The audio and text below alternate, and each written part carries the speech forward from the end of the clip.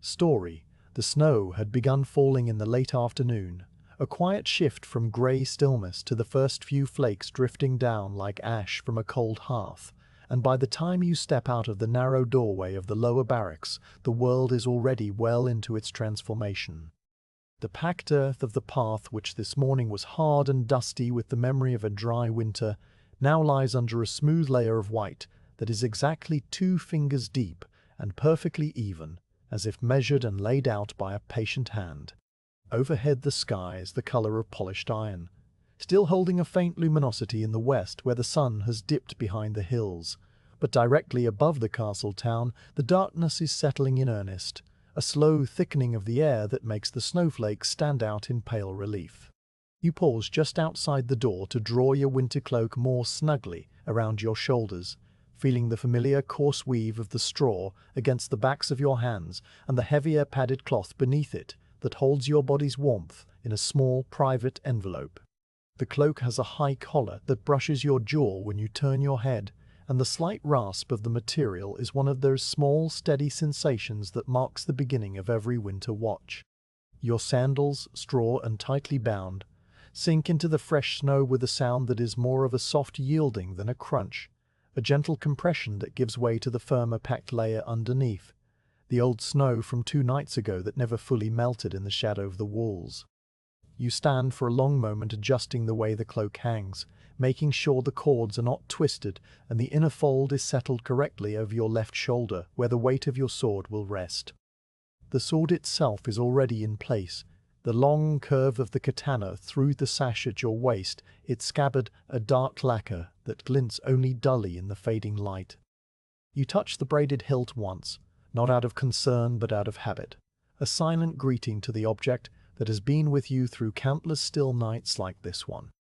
The cold air finds your face and the tips of your ears, and your breath unfurls in a slow plume that hangs for a moment before dissolving into the general grey, and you watch the steam of your own exhalation with the detached attention of someone who has done this so many times that the act of breathing becomes a small companionable rhythm. Do you begin to walk? And the path takes you first past the low storehouse where the spare tammy mats are kept, its plastered wall a paththrough throst the tehek in hadn't give cadis. A single oil lantern hangs from an iron bracket at the corner of the building, and the flame inside the paper shade gutters, once as a slight movement of air, too slight to be called a breeze, passes down from the upper keep. The light it casts is a warm amber, spilling downward onto the snow in a circle that fades gently at the edges, and as you pass through that circle you see your own shadow stretch and then shrink again before the darkness reclaims you. The path here is lined on one side by a bamboo fence, the vertical slats tied with blackened cord, and the snow has settled in tiny ridges along every horizontal tie, each one a precise miniature drift. On the other side the ground slopes away toward the inner moat, though the moat is dry in this season and filled only with drifts that hide the stones at the bottom, so that it appears as a gentle white hollow rather than a defensive trench. You notice all of this because there is nothing else to notice. The world has become a study in gradations of grey and white, and your mind, freed from the distractions of daylight, begins to settle into a slower pace, matching the deliberate, unhurried rhythm of your own footsteps. The guardhouse stands at the junction of the inner wall and the path leading up from the samurai residences, a modest wooden structure with a tiled roof that slopes steeply to shed the heavy snows of the deep winter. Its sliding door is half open, and inside a small charcoal brazier glows a deep orange, casting the interior in warm, wavering shadows. As you approach you see the retiring watchman, a man named Hayashi whom you have known for years in the quiet way that men who share a duty know each other, emerge from the doorway shrugging his own cloak higher onto his shoulders. He pauses, sees you, and you exchange a single slow nod, the kind of nod that contains within it the entire summary of the watch. All is well, nothing has moved, the snow is deep, the night will be cold and long and entirely peaceful. He does not speak, and neither do you, because words would feel like stones dropped into the vast, soft silence that already holds the town in its grip. Hayashi's face is lined and calm, the face of a man who has watched 1,000 winter nights fall and 1,000 winter dawns arrive, and as he steps past you onto the path, his footprints immediately begin to fill with fresh flakes. You watch him go for the span of a few breaths, seeing his figure diminish along the bamboo fence until he turns the corner by the storehouse and is gone, leaving you alone with the lantern and the snow and the weight of the watch settling onto your shoulders as softly as the snow itself. Now you're to the guardhouse just long enough to perform the small rituals that begin every shift. The interior is spare, a wooden bench against one wall, a rack holding a spare paper lantern and a coil of lamp oil wick, a small writing desk with a brush and inkstone that are rarely used during winter nights because the ink would freeze. The brazier glows steadily, its charcoal buried in a fine white ash that insulates the heat, and you hold your hands above it for a short time, not because you are truly cold yet, but because the warmth is a gift to be accepted when it is offered. The paper screens of the guardhouse are taut and whole, and through them you can see the grey shapes of the outer world, the falling snow, a faint whisper of motion against the translucency. You check the small water container hanging near the brazier to ensure it is not iced over, finding the water still liquid and faintly warm to the touch. And then you take up your own lantern, the one assigned to you, lighting its wick from the brazier's embers with a spill of thin wood that catches and flares before settling into a steady flame. The lantern is a simple cylinder of oiled paper stretched over a bamboo frame, with a wooden base and a handle worn smooth by countless hands, and when you lift it, the light leaps up into the paper and glows like a captive autumn moon. Stepping out again into the deepening dusk, you turn left along the raised wooden walkway that runs along the top of the inner wall. The walkway is covered by a shallow eave that keeps the worst of the snow from accumulating directly underfoot, though a fine dusting has blown in at the edges and your sandals leave faint damp prints on the planks. You walk with the slow, measured gait that the walkway demands, one hand occasionally brushing the railing, which is also wooden and also dusted with snow that melts against your sleeve. From this elevation you can see a wide sweep of the town below, the streets laid out in a grid that is now only a suggestion, the dark lines of rooftops punctuated by the occasional glow of a lit window. Most of the shops are already shuttered for the night, their wooden shutters slotted into place and sealed with the peace of a community that rises and sleeps with the sun. A few lanterns hang from the eaves of the merchant houses, some lit, some dark, and their light reflects against the falling snow in a way that makes the whole town seem to float in a soft golden haze. The main street, which leads straight from the castle's outer gate down to the bridge over the river, is a ribbon of untouched white, no footprints marring its surface, no cart tracks, no sign that anyone has passed this way since the snow began in earnest. The dogs that during the day trot along the street or bark at passing oxen are all indoors now, curled on straw beds in the warmth of storehouses or under the raised floors of kitchens, and their silence is one of the many silences that layer the night. You pause at a point where the walkway makes a slight turn around the corner of a watchtower, and from here you can see the roofs of the samurai residences spreading out below you in orderly rows, their ridgepoles aligned, their gardens hidden under smooth white expanses that cover the moss and the stepping stones alike. The snow continues to fall, not heavily, but with a steady, patient insistence, the flakes drifting down at a slight angle before straightening out and settling onto whatever they touch with a softness that is almost inaudible. The wooden railing under your hand has a fine grain that you have traced many times before, the lines running parallel and straight except for a knot near the third post that forms a dark wall. Your fingers find this knot now without your eyes needing to look, a tactile landmark that tells you exactly where you are on the wall. The cold has made the wood contract slightly so that the joints creak in a low, almost musical way when the temperature shifts, a sound so faint that you feel it through your palm more than you hear it. A few snowflakes settle on the back of your hand and melt into tiny beads of water that catch the lantern light, and you watch them without thinking, the way one watches a candle flame or the surface of still water. Your breathing has settled into a deep, even pattern, the air entering your nose cold and dry and leaving your mouth in a soft plume that is quickly whisked away by the slightest movement of the air. The cloak's collar has absorbed some of the moisture from your breath and now feels slightly damp against your chin, a small coolness that is not unpleasant but simply present, another anchor in the vast quiet. You begin to walk again, and the walkway extends before you in a straight line for a distance of perhaps 60 paces before it meets the corner turret that overlooks the outer bailey. Each of your footsteps makes a soft, solid sound on the planks, a sound that is immediately swallowed by the snow-blanketed world so that it does not echo but simply ceases to exist the moment it is made. The lantern in your hand swings very gently with your movement, and the circle of light it casts sways around your feet, illuminating the grain of the wood, the occasional gap between planks where a thread of cold air rises, the dark heads of the iron nails that hold the walkway together. The snow that has blown in from the side lies in delicate ridges along the base of the eave, and once or twice you brush a small accumulation away from the edge with the side of your sandal so that it falls soundlessly into the darkness below.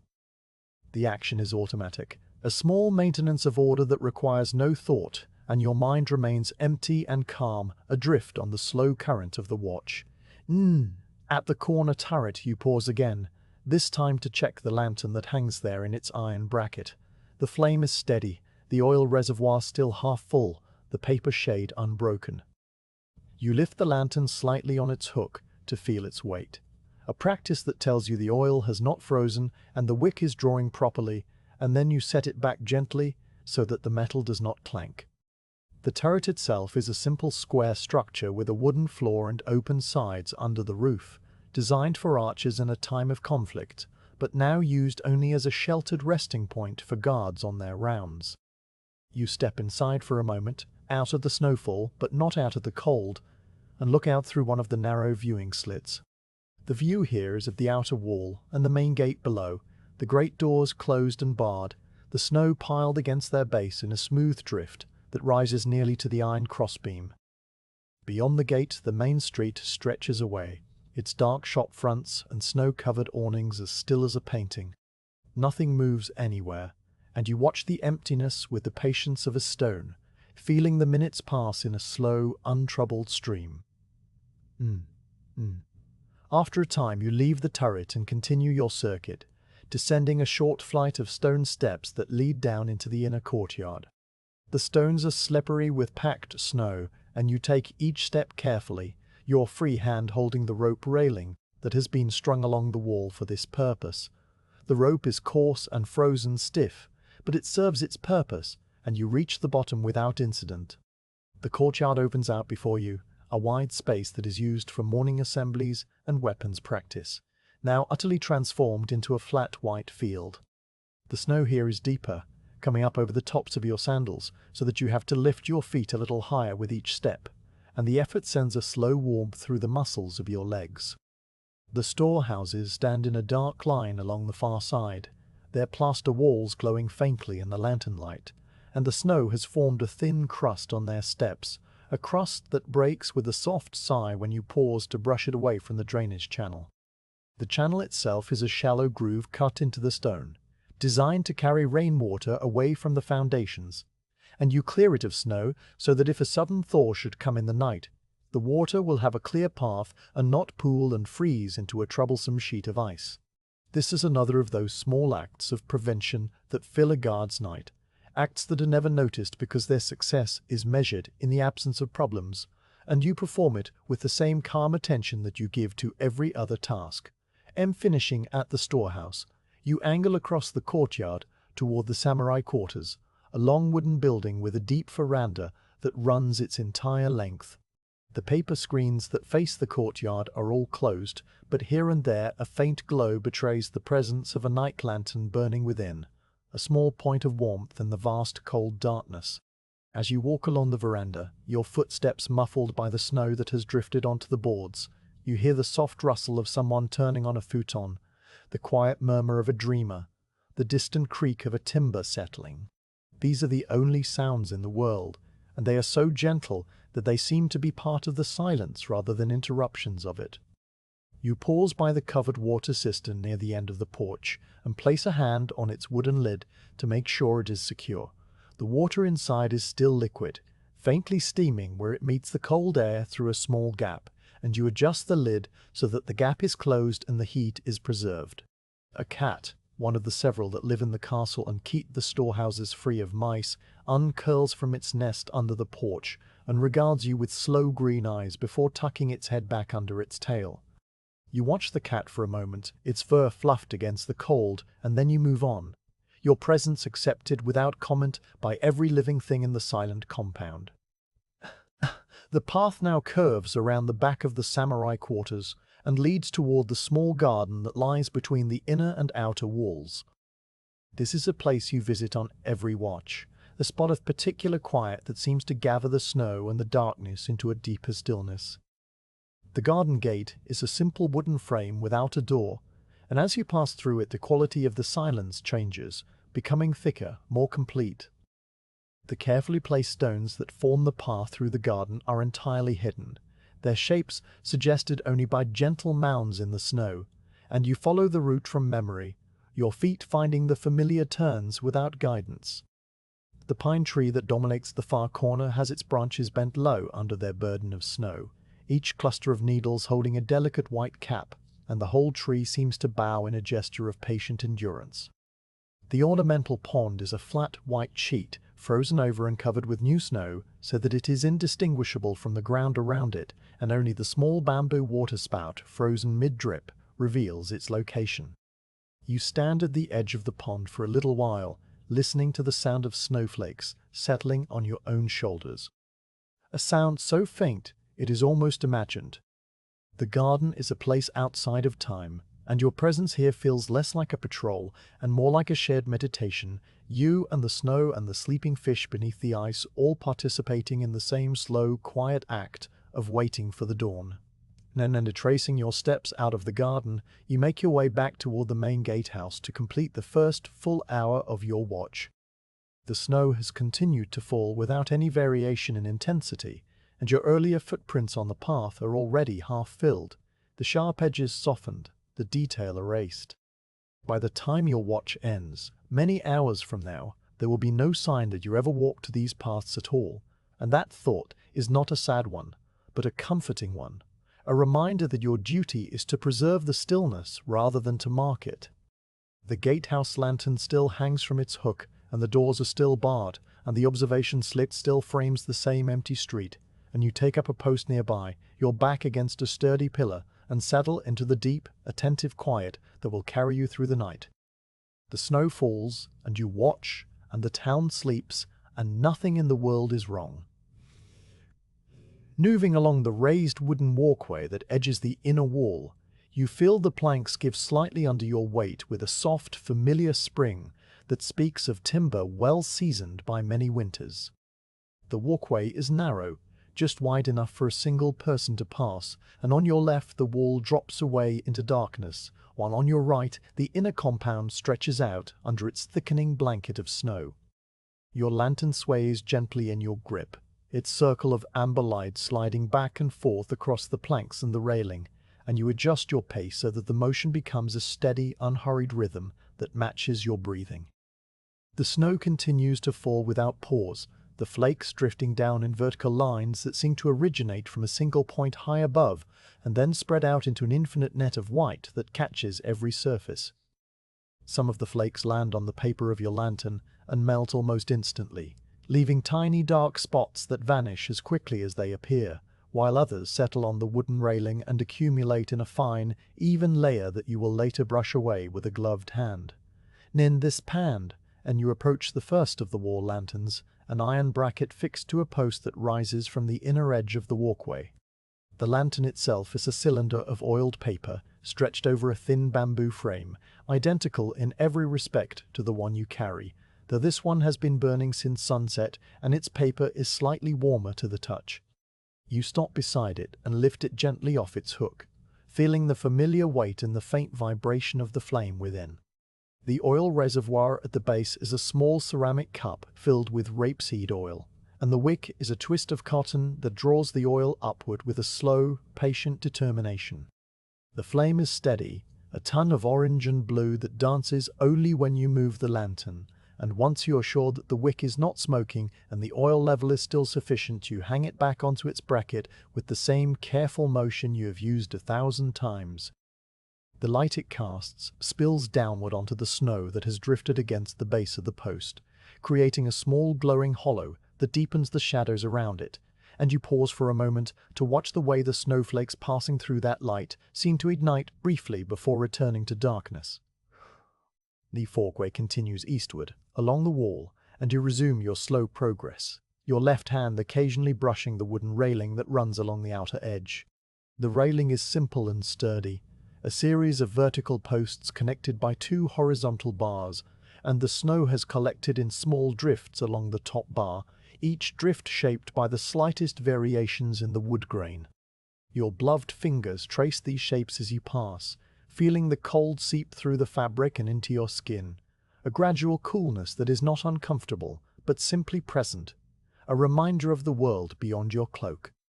To your left, beyond the railing, lies the outer moat, which in this season is dry and filled with snow that has leveled its contours into a smooth white hollow that mirrors the curve of the wall above it.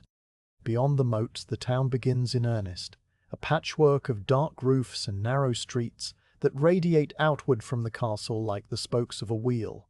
and here and there a single lit window glows faintly, a point of warm orange in the vast grey and white.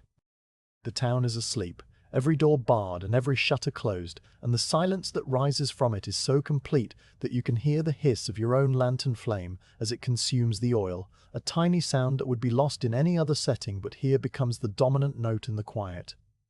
You reach the second lantern, identical to the first in its iron bracket and oiled paper shade, and you repeat the small ritual of checking it, lifting it, feeling its weight, observing the flame, and returning it to its place. This time, as you hang it back, you notice that a small amount of snow has blown onto the top of the paper shade, a fine dusting that has not yet melted because the paper is just cool enough at that spot, and you brushed away with a careful sweep of your fingertips so that the moisture will not weaken the paper over the long hours of the night. The action is automatic and unthinking, part of the deep rhythm of maintenance that defines the watch, and as you move on, you leave behind a lantern that is burning exactly as it should, its light a steady beacon in the darkness for no one to see but the snow and the silent walls. The wall itself is a massive construction of stone and earth faced with plaster. Its surface rough under the snow, and in a few places the plaster has cracked and been repaired with a slightly lighter patch that catches the lantern light differently. You pass one such patch now, a rectangle of smoother texture that reflects the amber glow in a faint sheen, and you touch it briefly as you go by, feeling the cool solidity of the wall and the slight roughness of the old plaster beside it. The wall has stood for many generations, through many winters and many snowfalls, and it will stand through many more, and your presence here is a small temporary addition to its long history,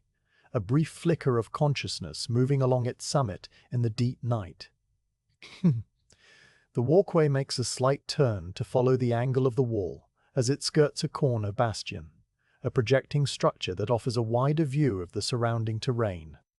The bastion is a square platform of packed earth and stone, reached by 3 shallow steps that are currently hidden under the snow, and you climb them carefully, your sandals finding the edges of each step through the soft covering. On the bastion, the wind, which has been absent until now, makes itself known as a slight movement of air that tugs at the hem of your cloak and causes your lantern flame to lean briefly to one side before righting itself. The snow here is slightly shallower, swept into sculpted drifts by the eddies that swirl around the corners of the bastion, and the railing is adorned with small icicles that have formed where melting snow dripped and refroze during the previous day. You pause at the outer edge of the platform, your hands resting on the cold railing, and you look out at the view that opens before you. From this elevated point, you can see the full sweep of the castle town as it descends the gentle slope from the castle gates down to the river, though the river itself is hidden by the darkness and the falling snow. The roofs of the merchant quarter are a patchwork of dark tiles and lighter thatch, each one wearing a thick cap of snow that softens every line and blurs every edge, so that the town appears as a series of gentle white mounds rather than the sharp geometry of human construction. The streets between the buildings are invisible from here, their presence suggested only by the darker gaps between the mounds, and the occasional lantern hanging from an eave sends out a faint halo that catches the falling snow in a sphere of gold. Beyond the town, the hills rise in dark, rounded shapes, their forests a deeper darkness against the grey sky, and the snow that falls on them merges with the snow that falls on the town in a seamless veil that obscures any boundary between the human and the wild. You stand there for a long time, or perhaps only a short time,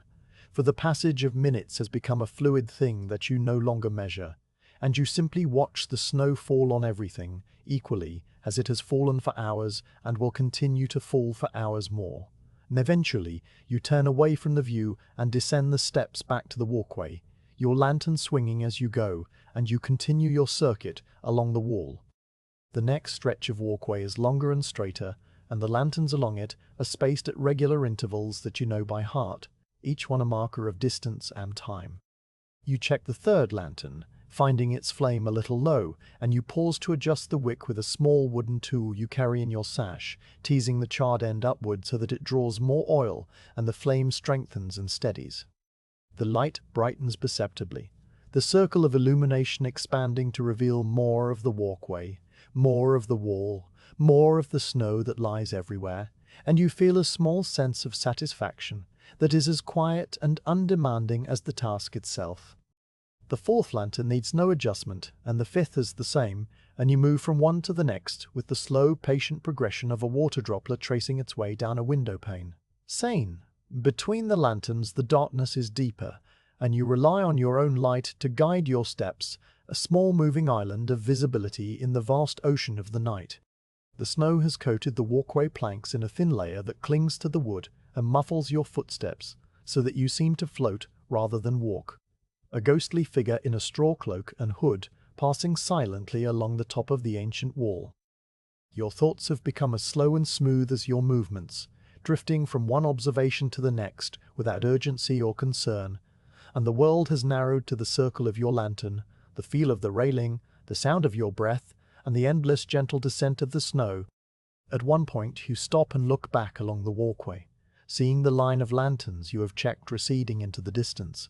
each one a small amber star in the grey darkness, and the sight is a pleasing one, a visible record of your progress through the night. And little further on, the walkway passes beside a small wooden structure that serves as a covered rest spot for guards, a simple lean-to with a slanted roof and an open front that faces the inner compound. You duck inside for a moment, more out of ritual than any real need for shelter, and you set your lantern on the wooden bench that runs along the back wall.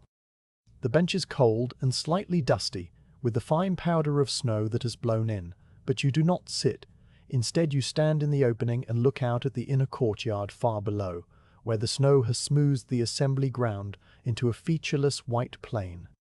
The storehouses you checked earlier are dark shapes now, their lanterns extinguished because no one has business there at this hour, and the only light comes from the guardhouse far across the compound and the distant glow of the samurai quarters where the night lanterns still burn behind closed screens. You remain there for a few minutes, your breath steaming the air, and then you take up your lantern again and step back out onto the walkway. The snow has deepened slightly since you began this circuit, and as you continue, you notice that your footprints from the outward journey are already beginning to disappear, the crisp edges softening and filling with new flakes. By the time you reach the end of the walkway and turn back, the snow will have erased all trace of your passing, and that knowledge is a quiet comfort rather than a source of any distress. For your duty is not to leave a mark, but to ensure that the stillness remains unbroken. You walk on, passing the sixth lantern, the seventh, the eighth, each one a small repetition of the first, a small maintenance of light and order, in a world that seems to have forgotten the existence of light and order. And at the far end of this stretch of wall, the walkway terminates at a small gate that leads into the upper level of the main keep, a massive wooden structure that rises above the walls like a mountain above foothills.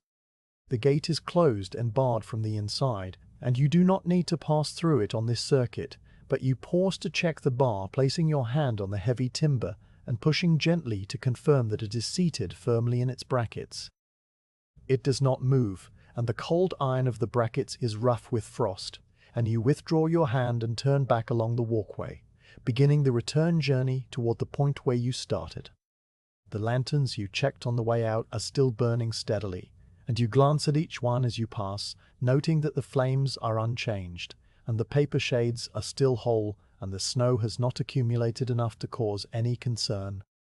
The return journey feels slightly different from the outward one, though nothing has changed except your direction. The view is the same, the snow is the same, the quiet is the same, and yet the act of retracing your steps gives a sense of completion,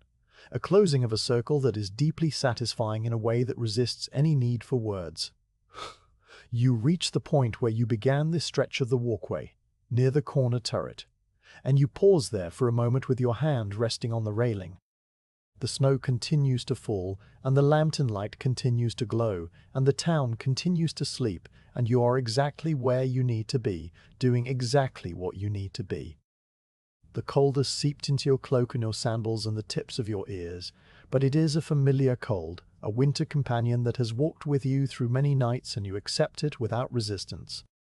You adjust your wither. You are dust in Cephans was the inner courtyard for the next part of your circuit, leaving the wall and its lanterns behind for a time, but knowing you will return to them again before the night is over, to check each flame and brush away each dusting of snow and continue the slow, quiet work of guarding the sleep of the town. Now the stone steps leading Tlakes down the walkway were worn smooth by Tyder de mate,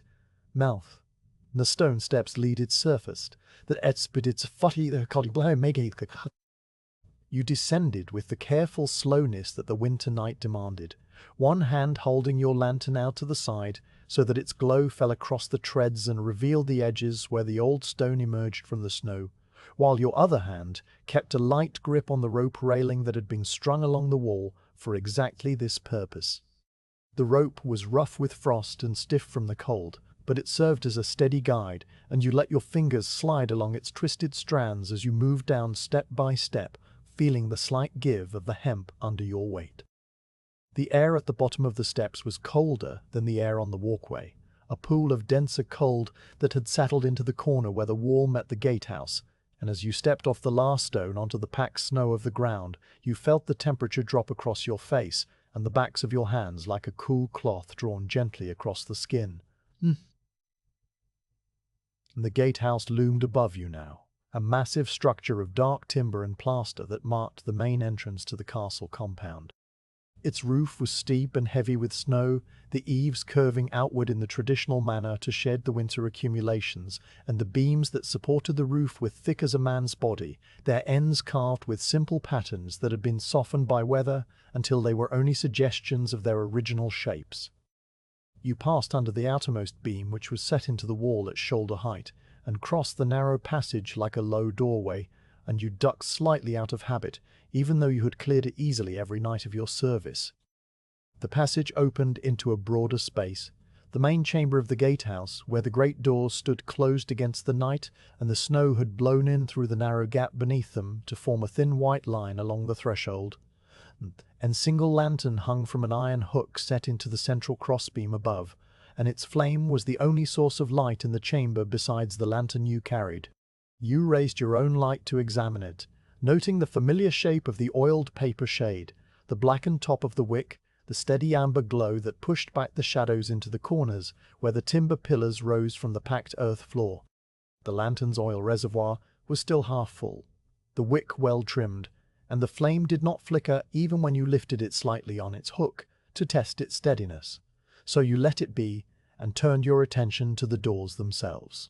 They were immense, each one a single slab of heavy wood reinforced with iron bands that crossed in diagonal patterns, and the central vertical beam that held them shut was a timber as thick as your thigh, seated into iron brackets on either side of the frame. You approached and placed your gloved hand flat against the surface of the right-hand door, feeling the cold that radiated from the wood, the slight roughness of the grain beneath the smooth patina of age. The door did not move, and when you pressed your shoulder against it in a gentle test, the wood gave back no vibration, no hint of looseness, only the absolute solidity of something that was exactly where it was meant to be. The bar that sealed the doors was a separate piece, a massive horizontal beam that rested in deep slots cut into the doorposts,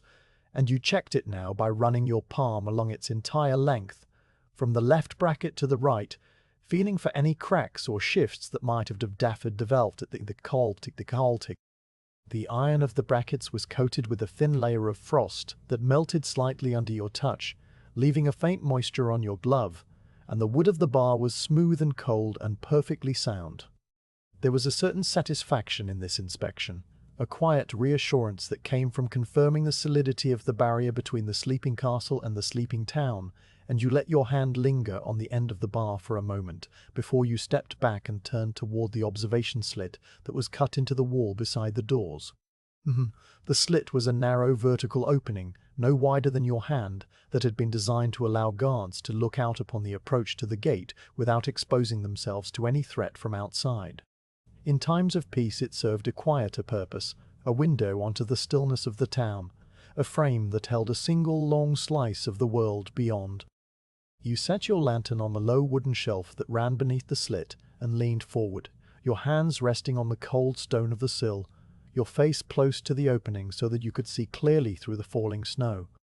The view that met your eyes was one you had seen 100 times before, and yet it never lost its quiet power to still the mind and draw you into its calm geometry.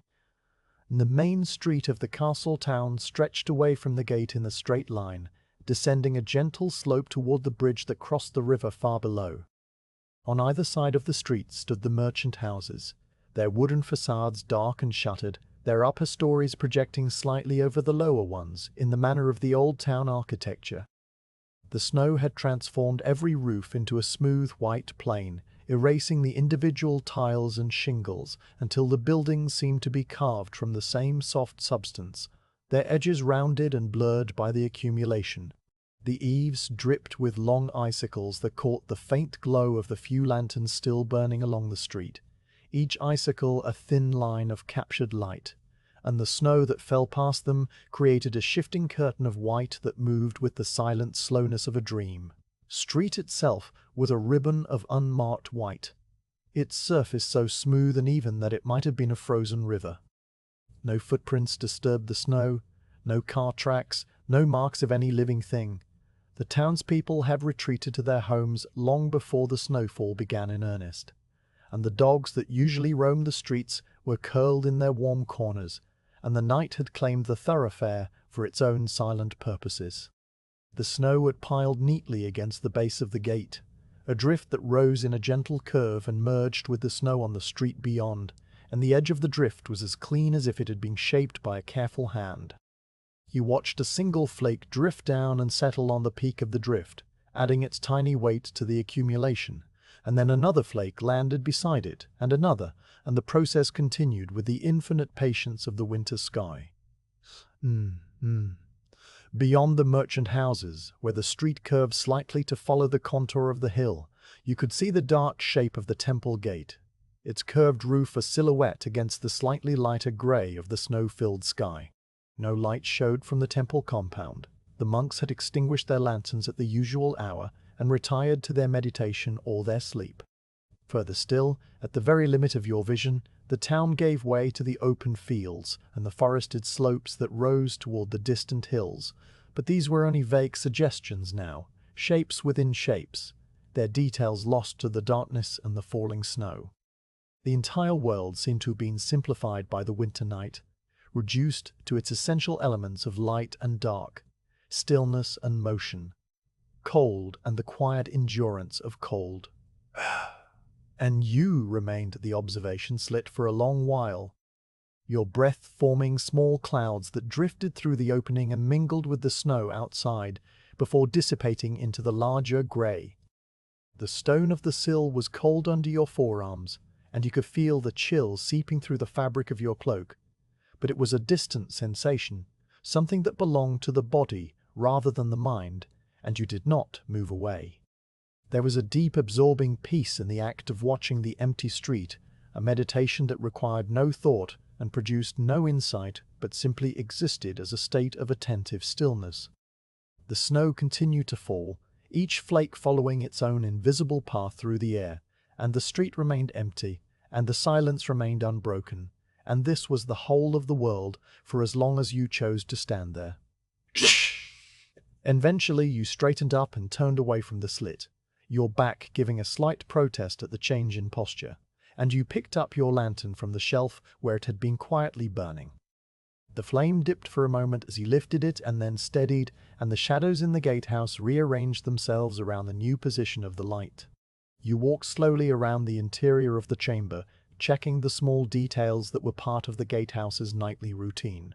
The wooden shutters that covered the other observation slits were all closed and latched. The drainage channel that ran along the base of the rear wall was clear of ice. The spare coil of rope that hung from a peg beside the door was dry and supple, and ready for any use that might arise.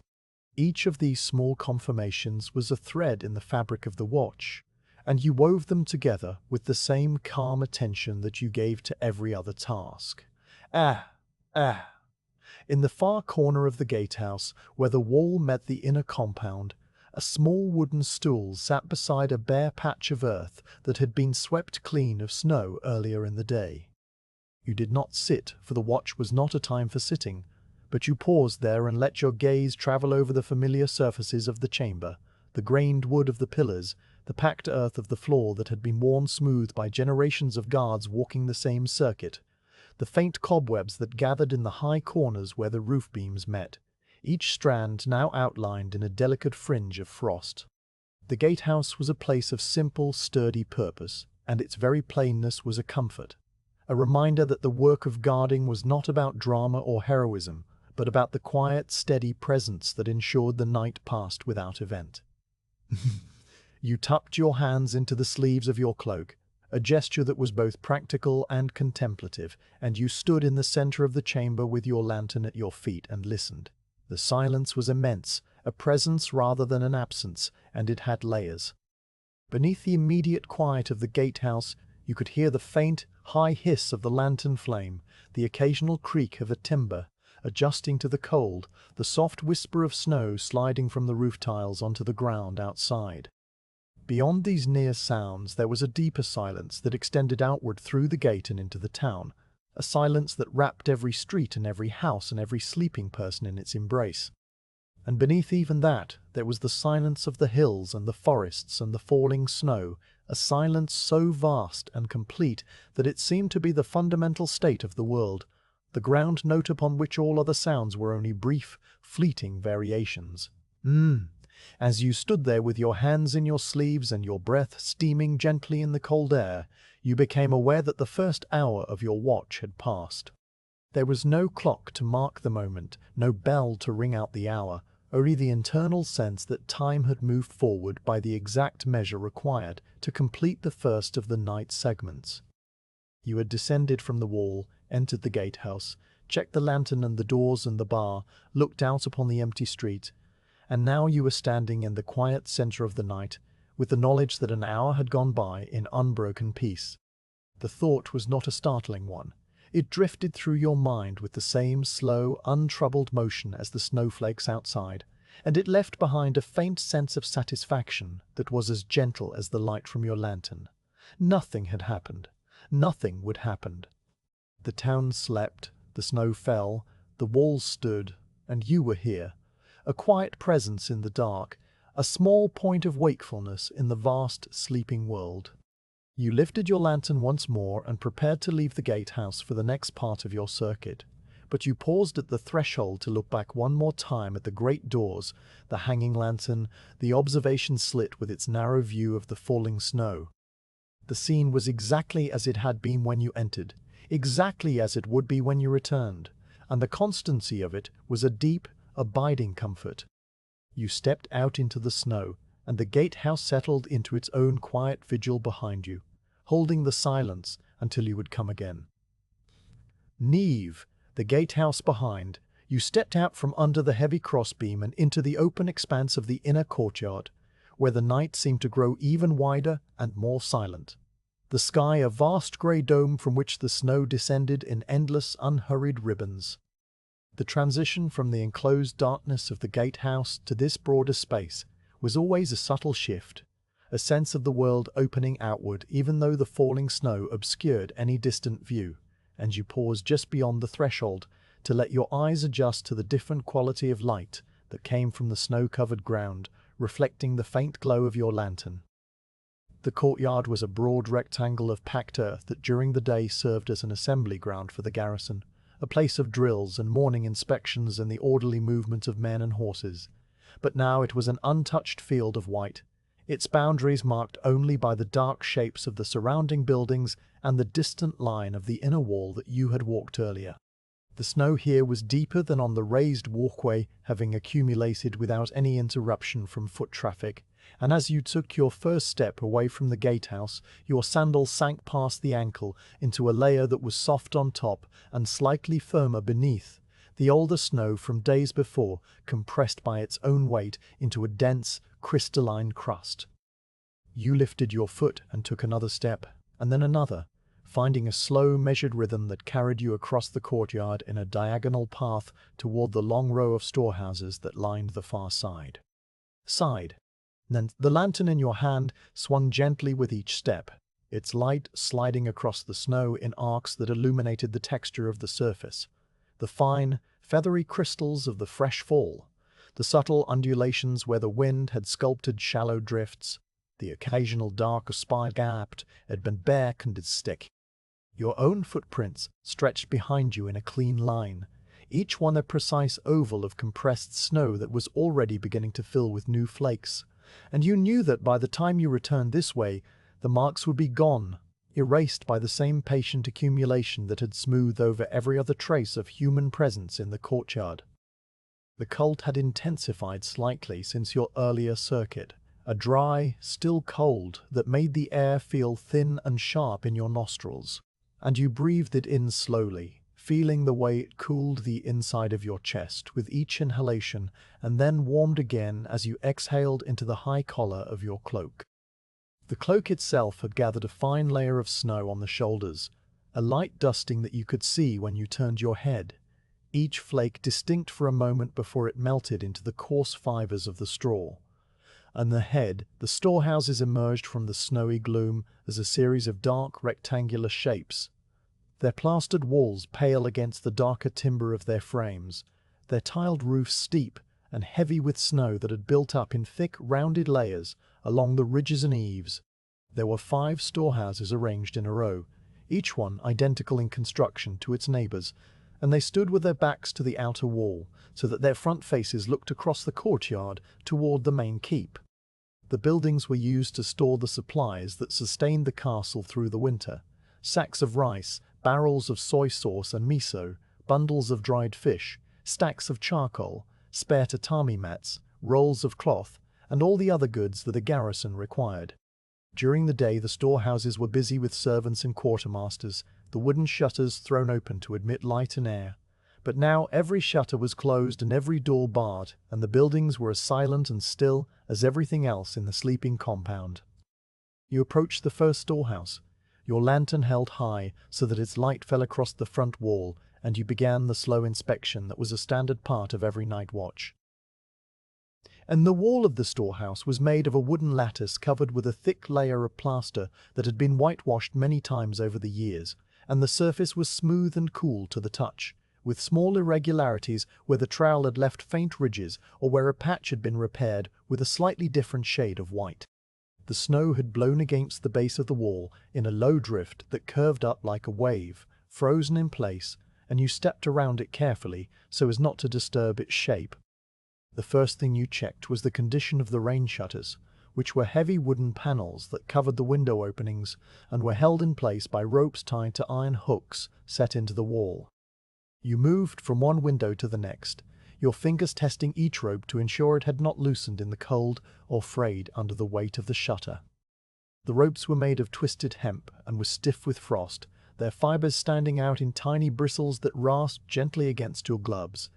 But every knot was still tight, every hook still secure, and the shutters themselves did not rattle when you pressed a palm against them. The wood of the shutters was dark with age and slightly warped in places, but the warping was old and familiar, and the gaps between the planks were narrow enough that no snow could blow through to reach the stores inside. At the second window of the first storehouse, you paused to brush away a small accumulation of snow that had settled on the horizontal ledge below the shutter, a narrow wooden sill that projected just enough to catch the flakes as they fell. The snow was light and dry and came away easily with a sweep of your hand, falling to the ground in a soft puff that scattered and vanished into the larger drift below. You checked the drainage channel at the base of the wall next, a shallow stone gutter that ran the length of the building to carry meltwater away from the foundations. The channel was partly filled with snow, and you used the side of your sandal to clear a section of it, scraping the snow aside until you could see the dark stone beneath. The stone was cold and wet, and coated with a thin layer of ice that had formed earlier in the day and then been covered by the new snow, and you broke the ice with a careful pressure of your heel so that any water that might collect later would have a clear path to flow away. The work was simple and repetitive, and you did it with the same unhurried care that you gave to every other task, your mind as still and calm as the snow that continued to fall around you. The second storehouse was a mirror of the first, and you proceeded along its front in the same manner, checking the ropes and the shutters and the drainage channel and finding everything as it should be. The lantern light played across the plastered surface, picking out the grain of the wooden posts that framed the walls and the dark iron heads of the nails that secured the timber joints. There was a faint smell of charcoal and old wood that hung around the storehouses, a dry, ancient scent that was barely perceptible under the clean, cold smell of the snow, and you breathed it in without thinking, recognizing it as one of the characteristic smells of the winter compound.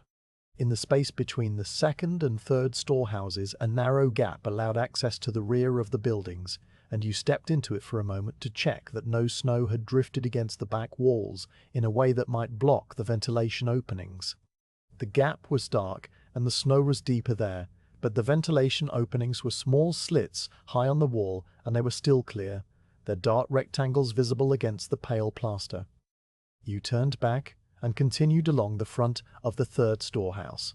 The third storehouse was where the rice was kept, and the doors were larger here, double panels of heavy timber that were barred from the outside with a thick wooden beam. You checked the beam first, placing both hands on it and pressing inward to confirm that it was fully seated in its iron brackets. The beam did not shift, and the brackets did not creak, and the doors behind them were as solid as a cliff face. You then checked the small inspection hatch at the bottom of the door, a sliding panel that allowed a servant to check the interior for signs of damp or pests without opening the whole door. The panel was closed and latched, and when you slid it open just a crack, enough to admit a sliver of lantern light, you saw the stacked straw bales and the dark shapes of the rice barrels and the clean swept floor, all dry and orderly and smelling faintly of grain and straw. You slid the panel shut and made sure the latch caught, then moved on. The fourth storehouse held the winter vegetables and the barrels of preserved goods, and its shutters were slightly different, having a double layer of wood with an air gap for insulation. You checked each shutter, noting the way the inner layer was visible through the gap, a darker rectangle within the rectangle, and you touched the wooden pegs that held the outer shutters in place, confirming that none had worked loose in the frost. The pegs were smooth and cold under your fingers, their ends slightly rounded from years of use, and they sat firmly in their holes without any play. A small icicle had formed on the corner of the eave above the fourth storehouse, a thin finger of ice that hung down nearly to eye level, and you broke it off carefully with a tap of your knuckle so that it would not fall later and startle someone, or, more likely, simply added small weight to the snow that needed to be cleared in the morning. The icicle snapped cleanly and fell into the snow with a tiny sound that was immediately swallowed by the greater quiet, and you stepped over the spot where it had landed as you continued to the fifth and final storehouse. The fifth storehouse was used for equipment, spare sandals, coils of rope, wooden buckets, iron tools, and the various implements needed to maintain the castle through the long winter. Its shutters were the largest and heaviest of all, and the ropes that held them were as thick as your thumb and tied in complex knots that you had learned to check many years ago. You untied and retied one of the knots now, not because it had loosened, but because the act of doing so was a small renewal, a refreshing of the bond that kept the shutter secure, and your fingers moved through the pattern with the ease of long practice. The rope was cold and unyielding at first, but the warmth of your hands soon made it more pliable, and the knot settled back into place with a satisfying firmness. You stepped back and surveyed the row of storehouses, 5 dark shapes in the snow, 5 buildings that you had checked and found sound, and the sight was a quiet confirmation that this corner of the compound was secure and orderly and at peace. The snow continued to fall as you stood there, the flakes drifting down with the same steady, unhurried pace they had maintained all evening, and the layer of white on the ground had deepened by perhaps the width of a finger since you first crossed the courtyard. Your footprints were now completely filled, the path behind you as smooth and unmarked as the path ahead, and the lantern in your hand had begun to feel like a warm companion, a small, steady presence in the vast, cold dark. You allowed yourself a moment of stillness, standing with your feet slightly apart and your weight evenly balanced, your hands tucked into the sleeves of your cloak, with the lantern hanging from a loop around your wrist. The cold pressed gently against your face, and the snowflakes landed on your cheeks and eyebrows and melted into tiny droplets that you did not bother to wipe away. The world was reduced to the soft amber glow of the lantern, the white expanse of the courtyard, the dark silhouettes of the storehouses, and the continuous silent motion of the snow, and in that reduction there was a profound simplicity that filled you with a sense of deep, wordless contentment. After a time you stirred from the stillness and began the walk back across the courtyard, angling this time toward the corner where the samurai quarters stood, in a long low line beneath their snow-covered roofs. The path you took was slightly different from the one you had arrived by, a subtle variation that kept your circuit from becoming too rigid, and you passed close to the large stone lantern that stood in the center of the courtyard, a decorative piece that during the day held a small shrine, but now was only a squat shape under a cap of snow. You touched the top of the stone lantern as you passed, feeling the cold granite through your glove and the slight lip of the carved rim, and then you walked on, your footsteps slow and deliberate, your breath rising in regular clouds that mingled with the falling snow. The samurai quarters awaited, and the sleeping garrison within them, and the night was still young and full of the deep, abiding silence that you had come to know as the truest companion of the watch. Your circuit brought you now alongside the long wooden building where the off-duty guards slept, a structure that stretched for nearly the entire length of the inner compound's eastern side, its dark roof ridge barely visible against the grey sky and its walls a series of sliding paper screens set into a sturdy timber frame. The samurai quarters, as they were called, housed the men who served the castle in rotating shifts, those who were not standing watch or assigned to daytime duties resting here on thin futons laid out in neat rows behind the screens. The building was raised slightly off the ground on wooden posts, a traditional construction that allowed air to circulate beneath the floor and keep the interior dry, and a narrow veranda ran along the front, its boards covered now with a thin layer of snow that had blown in from the courtyard, despite the deep eaves that overhung the porch. You approached the veranda with the same slow, measured steps that had carried you across the courtyard, your lantern held low so that its light illuminated the edge of the boards and the shallow step that led up from the snow-covered ground. The step was a single, smooth plank, its surface worn to a gentle concavity by the passage of countless feet, and your sandal made a soft, solid sound as you mounted it and stepped onto the veranda under the shelter of the roof. And the change in atmosphere was immediate, a subtle shift from the open, snow-filled air of the courtyard to the still, slightly warmer space beneath the eaves. The warmth was not great, merely the faint residual heat that seeped through the paper screens from the sleeping bodies within. But it was enough to be noticeable, a gentle softening of the cold that made the skin of your face tingle slightly as the blood vessels adjusted. You paused just under the edge of the roof, shaking the snow from your shoulders with a slight shrug, and the flakes fell away from the straw of your cloak in a small cascade that scattered across the veranda boards. The boards themselves were dark with age and polished by use, their grain running in long parallel lines that disappeared into the shadows at either end of the porch, and your lantern light slid across them as you turned to face the row of screens that separated you from the sleeping men. The screens were made of heavy paper stretched over a lattice of thin wooden strips, each panel sliding in a groove that ran along the top and bottom of the frame, and most of them were closed tight against the night. Here and there, however, a faint glow showed through the paper, the soft, diffused light of a night lantern that had been left burning low inside the room, and these glowing rectangles were warm against the general darkness, each one a small beacon of human presence in the vast quiet of the compound. The paper itself was a pale cream color, slightly translucent where the lantern light touched it, and the wooden lattice cast faint shadows that formed a regular grid, a pattern of dark lines crossing at right angles behind the soft glow. You walked slowly along the veranda, your sandals making gentle sounds on the boards, and you let your gaze travel across the screens, noting the condition of each one, the way the paper was taut and whole without any tears or gaps,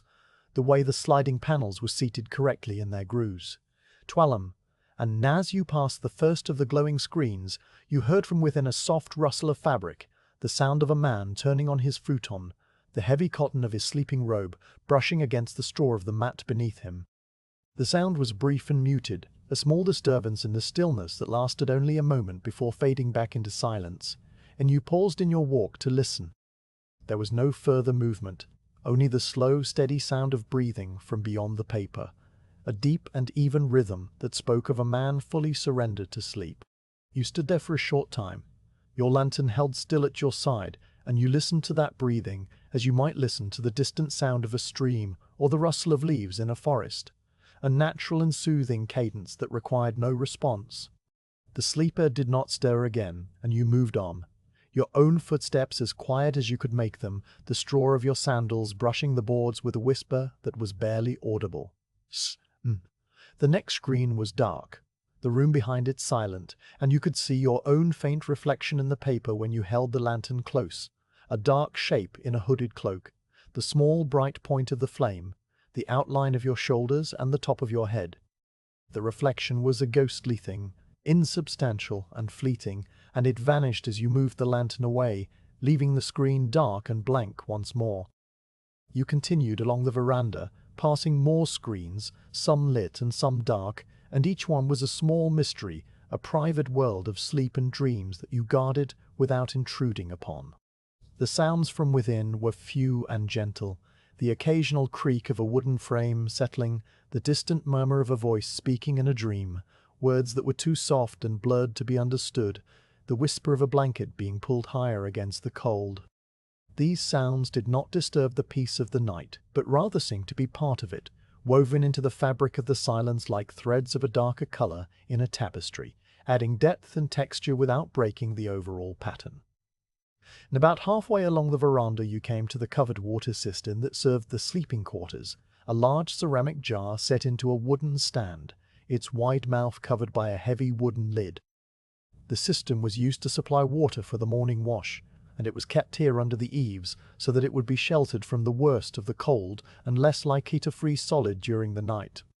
Steam rose gently from the small gap between the lid and the rim of the jar, a faint white vapor that curled upward and dissipated into the cold air, and the sight of it was a quiet reminder that the water within was still warm, still liquid, still holding the heat it had absorbed from the kitchen fire where it had been boiled earlier in the evening. You stepped closer to the cistern and placed your hand on the wooden lid, feeling the slight warmth that radiated through the wood, a warmth that was barely perceptible but unmistakable once your palm had rested there for a few seconds. The lid was slightly askew, perhaps shifted by the expansion and contraction of the wood in the cold, and you nudged it gently back into place so that it sat flush on the rim, the gap closing and the steam diminishing to a thin wisp that quickly vanished. The adjustment was a small thing, a minor correction that no one would ever notice, but it was part of the quiet work of the watch, the endless small maintenance that kept the compound orderly and the people within it comfortable and safe. And beside the cistern, a wooden ladle hung from a peg on the wall, its handle worn smooth and dark from use, and you touched it lightly to confirm that it was secure, that the string loop had not frayed and the peg was still firmly seated in the wood. The ladle swayed slightly and then stilled, and the small movement sent a faint shadow dancing across the wall before it too settled into stillness. A small shelf below the peg held a stack of wooden bowls, each one turned upside down to keep the inside clean, and you glanced at them to ensure they were all in order before moving on. The veranda continued ahead, stretching into the darkness beyond the reach of your lantern, and you could see the dim outlines of the last few screens and the corner post where the building turned to continue along the northern side of the compound.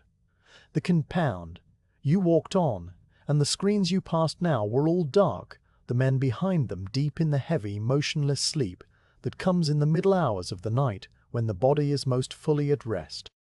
No rustle of fabric, no murmur of dreams, only the profound stillness of a room full of sleeping people, each one wrapped in his own cocoon of warmth and darkness. The silence on this end of the veranda was deeper, more absolute, and your own presence felt more conspicuous here, a small point of wakefulness moving along the edge of so much collective slumber.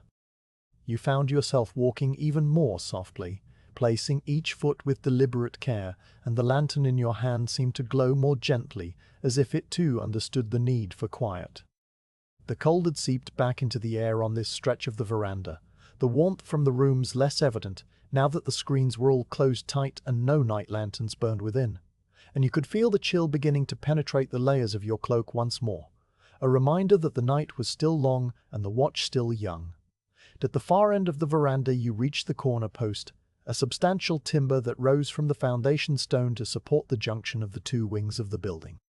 The post was square and thick, its surface darkened by age and polished smooth where countless hands had touched it in passing, and the joinery where it met the horizontal beam above was a complex interlocking of wood that had been cut and fitted by a master carpenter many generations ago.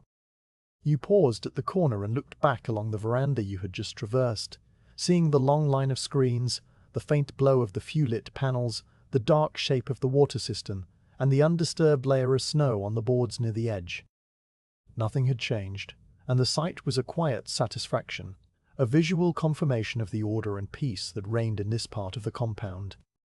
You then turned the corner and looked along the shorter wing that extended toward the northern wall, but your circuit would not take you that way tonight. That section was patrolled by another guard whose path intersected yours at designated points, and you would meet him later, exchanging the same wordless nod that you had exchanged with Hayashi at the start of your watch.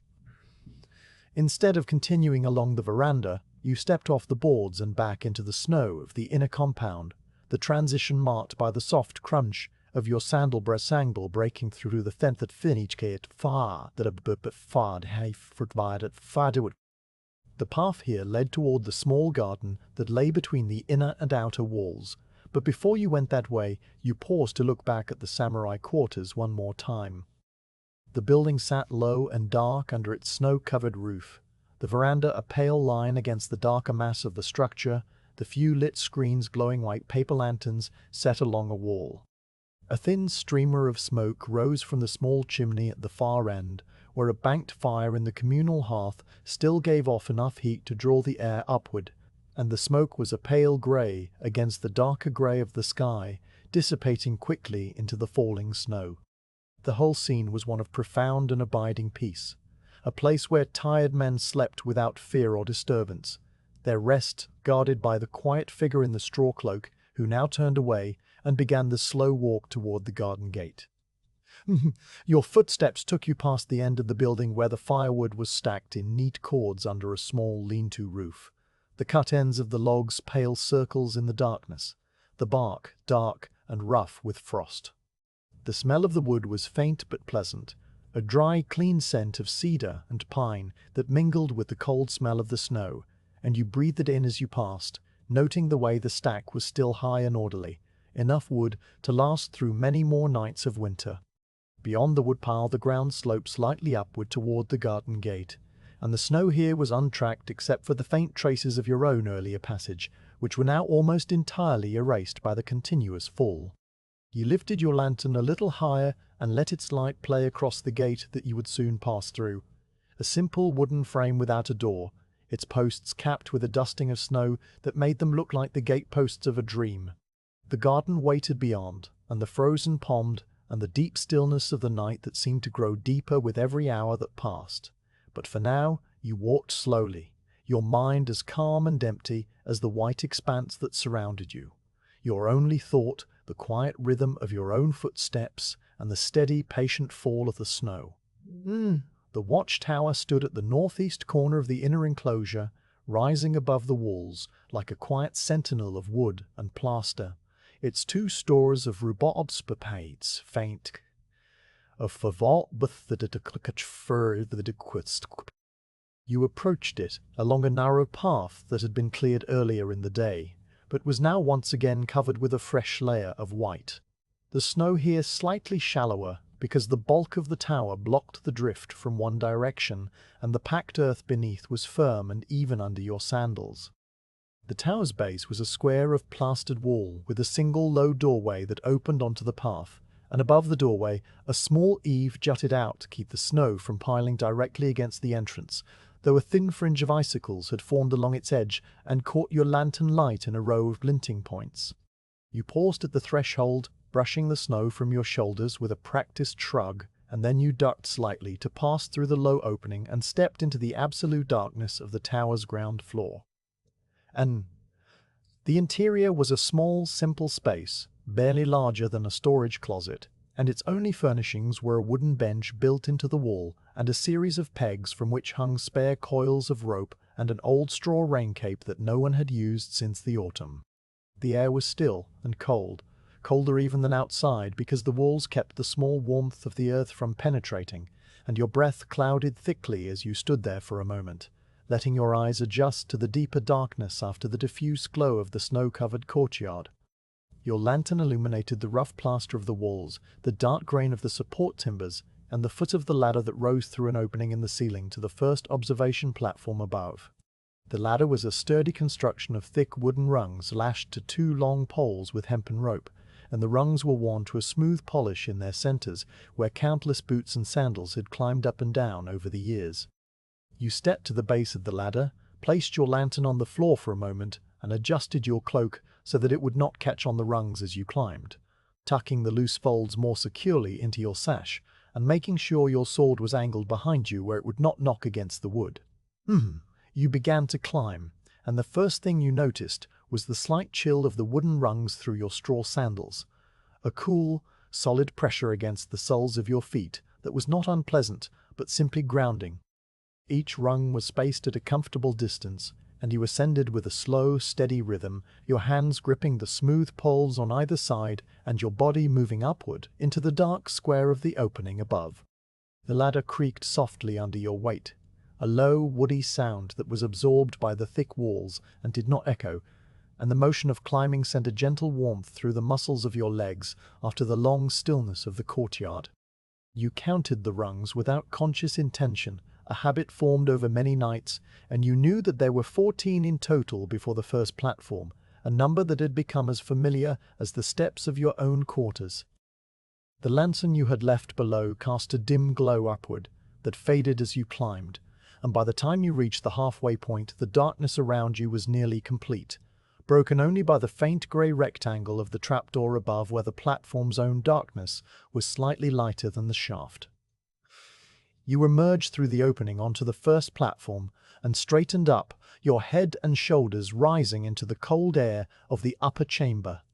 This level of the watchtower was a simple square room with waist-high walls on all 4 sides, and a roof supported by 4 corner posts, the sides open to the air so that a guard could observe the surrounding terrain in every direction.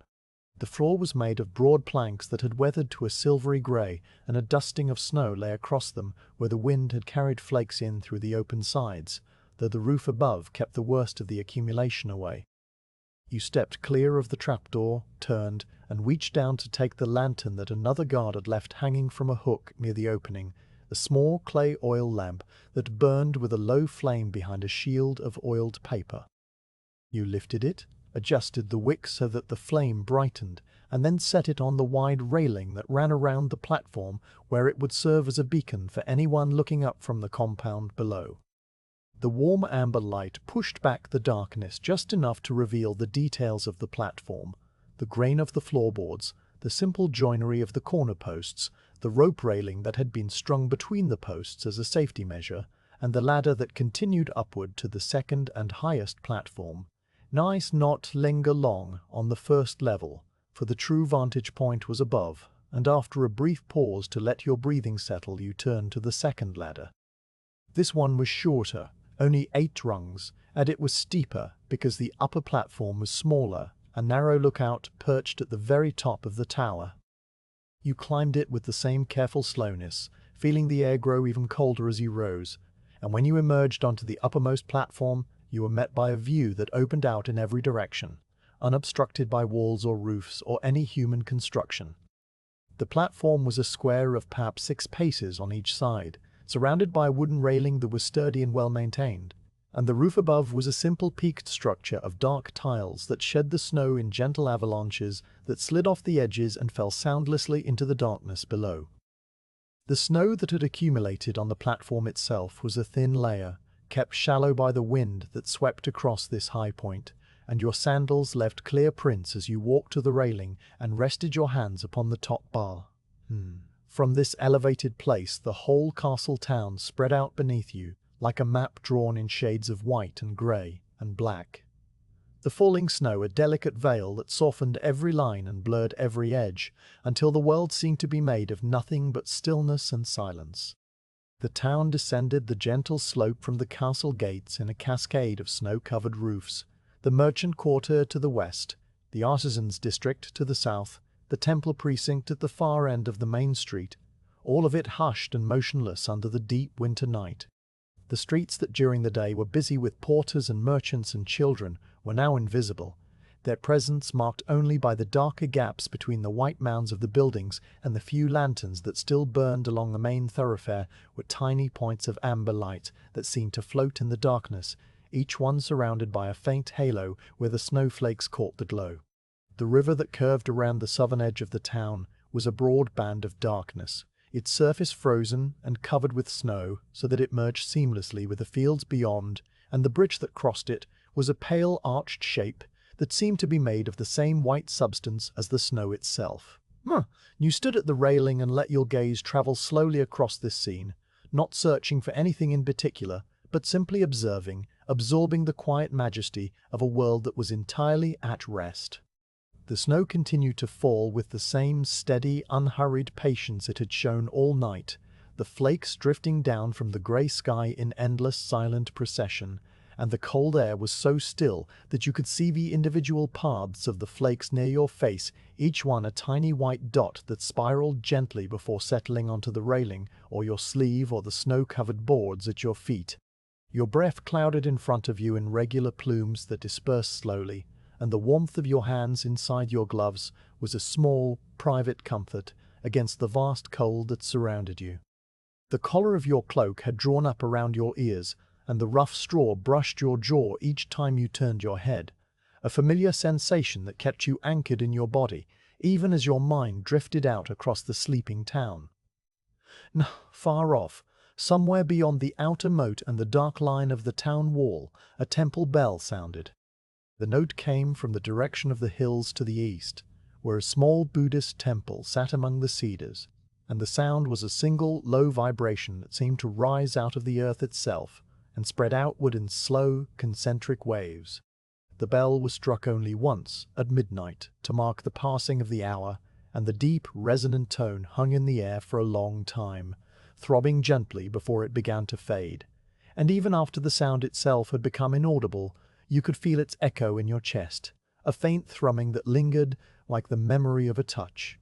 The bell's note did not break the silence, but rather seemed to deepen it, the way a single drop of ink falling into clear water spreads and diffuses until the water is clearer than it was before. You listened to the bell's fading resonance with your full attention, letting the sound fill you and then release you. And when the last vibration had finally died away, the night seemed even more silent than before, the stillness intensified by the brief interruption. You remained at the railing for a time after the bell had faded, scanning the horizon out of habit, though there was nothing to see but the dark shapes of the hills and the endless gentle motion of snowflakes. Your gaze moved slowly from east to west, tracing the line of the outer walls, the curve of the moat, the distant forests that climbed the slopes of the hills, and everywhere you looked, the scene was the same: white snow on dark ground, grey sky above, and the profound quiet of a world in deep winter sleep. No lights moved on the roads. No figures walked the streets. No animals stirred in the fields, and the only motion in the entire landscape was the falling of the snow and the slow drift of your own breath on the air. The watchtower swayed ever so slightly in a way that you could feel through the soles of your feet, a gentle, almost imperceptible movement that was the tower's response to the minute shifts of temperature and wind, and the sensation was a quiet reminder that even this solid structure was alive in its own way, expanding and contracting and settling into the earth beneath the weight of the snow. After a long, unhurried interval, you turned away from the view and walked slowly around the perimeter. The snow had accumulated in small drifts along the base of the railing where the wind had shaped it into gentle curves, and you paused to brush a handful away from a drainage gap, clearing the small channel that allowed meltwater to escape. The action was automatic, a reflex of maintenance, and you completed it without thought, your mind still filled with the wide, peaceful image of the sleeping town and the fading echo of the temple bell. The lantern you had left on the first platform burned steadily below, its light casting a faint glow through the trapdoor opening, and you could see the top rungs of the ladder illuminated in its warm amber light, a path back down into the shelter of the lower levels. Strong, you descended the ladder from the upper platform with the same careful slowness you had used in climbing, your sandals finding each rung securely, your hands gripping the smooth poles on either side. The descent was easier than the ascent, gravity doing much of the work, and you soon found yourself standing once more on the first platform, where the lantern burned on the railing and the snow dusted the floorboards. You paused there to check the lantern's oil level, lifting the small reservoir and tilting it to gauge the remaining fuel by the way the flame shifted, and finding it sufficient for many more hours, you set it back down with a quiet sense of satisfaction. The wind had picked up slightly while you were above, just enough to stir the loose snow on the platform and send a few flakes swirling into the air, and you watched them dance in the lantern light before they settled back down onto the boards. The cold on this level was less intense than on the upper platform, the walls offering some shelter, and you allowed yourself a moment to simply stand and breathe and feel the solidity of the wood beneath your feet. Then you descended the longer ladder to the ground floor, your lantern once more in your hand, the light bobbing gently with each step until you reached the packed earth of the base. The small room was just as you had left it, the bench empty, the rope coils hanging motionless on their pegs, the old straw cape gathering frost in the corner. You stooped to pick up the lantern you had left at the foot of the ladder, and now you carried two lights, one in each hand, their combined glow filling the small space with a warmth that was entirely visual, but nonetheless comforting. You set one lantern on the bench and used the other to check the small details of the ground floor. The wooden shutter that covered the lone window was still latched. The drainage channel at the base of the wall was free of ice. The spare oil flask on the shelf was still sealed and full. Everything was in order, and the watchtower had been confirmed as secure and sound, another checkpoint in the long, quiet circuit of the night. You stepped out through the low doorway and back into the falling snow, the cold air meeting your face with a fresh sharpness after the relative shelter of the tower. The path ahead led toward the garden gate, and you could see the dark shape of the gate posts rising from the snow, the bamboo fence that lined the path appearing as a series of vertical lines against the white. The temple bell's echo had long since faded, and the silence had returned in full measure, thick and deep and untroubled. You walked on, your lantern swinging gently, your footprints the only marks in the fresh snow, and the watchtower stood behind you in the darkness, a patient guardian that had shared its high, quiet view with you, with a small portion of the endless winter night. You descended from the watchtower's low doorway and stepped back onto the narrow path that led away from the northeast corner of the inner enclosure, your lantern held steady at your side, and the cold air settling around you like a familiar garment that had waited patiently for you. The snow had continued to fall in your absence, softening the edges of your earlier footprints until they were mere shallow depressions, and the path ahead was a smooth ribbon of white that curved gently toward a darker gap in the bamboo fence where the garden gate stood open. The gate itself was a simple wooden frame without a door, its two upright posts capped with a dusting of snow that made them look like the gate posts of a forgotten shrine, and the crossbeam above was a dark, weathered timber that had absorbed the moisture of many winters and would absorb many more. You passed beneath it with a slight duck of your head, the straw of your hood brushing against the wood, and as you crossed the threshold, the quality of the silence changed, becoming thicker and more complete, as though the garden had gathered all the stillness of the night and concentrated it within its walls. The garden was a small enclosed space that lay between the inner wall and the outer fortifications, a pocket of cultivated quiet that had been designed long ago to offer a place of contemplation for the castle's residents. Its boundaries were marked by a low plastered wall on one side and the dark bulk of the outer earthworks on the other, and the snow that fell here seemed to fall more softly than elsewhere, the flakes drifting down with a peculiar gentleness, as if they recognized the need for quiet in this place. You stood just inside the gate for a moment, letting the atmosphere of the garden settle over you, and then you began to walk along the path that led through its center, a path that in summer was a winding line of moss-covered stepping stones, but was now entirely hidden under the snow, its course revealed only by the slight depression that marked where the stones lay beneath the white. Your sandals sank into the snow with a muffled crunch, and each step left a deep, clean print that the falling flakes would soon begin to erase. Not. And the garden was arranged around a series of carefully placed stones, the kind of stones that in the daylight were admired for their shapes and textures, and the way they suggested distant mountains or crouching animals, but now they were only rounded shapes of white, their distinctive forms softened and blurred by the snow, until they resembled nothing more than gentle mounds rising from the flat expanse. You passed close to one of these stones, a large irregular boulder that in summer stood as the centerpiece of a small grouping, and you reached out a gloved hand to touch its surface. The snow that covered it was cold and dry, and beneath the snow you could feel the rough, granular texture of the stone, the tiny ridges and hollows that had been worn by weather over centuries. Your hand left a faint impression in the snow, and you watched as new flakes immediately began to fill it, the small hollow darkening as the snow accumulated. The stone's companion pieces, two smaller rocks placed to one side, were barely visible as low white hummocks, their relationship to the central stone now a matter of memory rather than sight. Beyond the stone grouping the path curved gently to the right, skirting a stand of ornamental bamboo that had been planted in a cluster near the garden's northern edge. The bamboo stalks were tall and slender, their green leaves now bowed under the weight of the snow that had collected on them, and they swayed very slightly in a breeze that was too faint to feel on your face, but strong enough to move the tops of the stalks in a slow, rhythmic dance.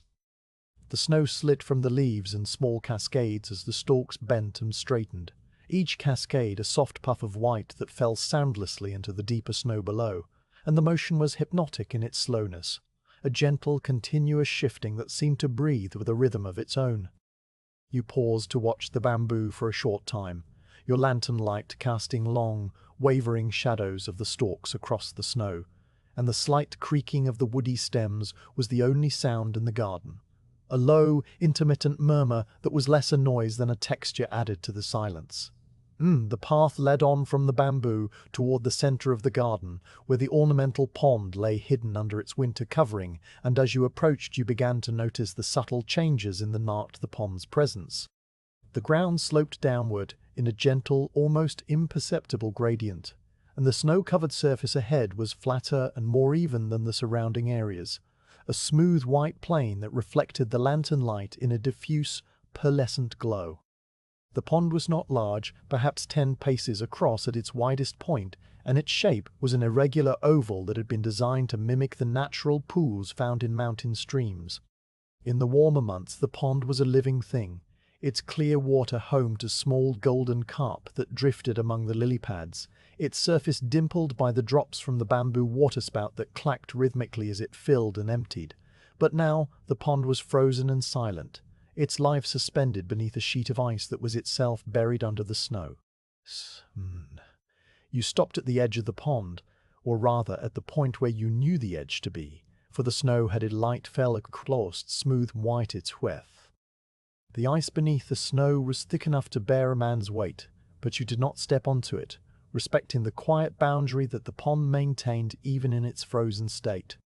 The snow on the surface was unmarked, a perfect untouched sheet that gleamed faintly in the amber glow, and you could see the faintest suggestion of darker shapes beneath the ice, the shadows of the sleeping carp that hung motionless in the frigid water, their gills moving slowly, their bodies suspended in the dark liquid like dreams within a dream.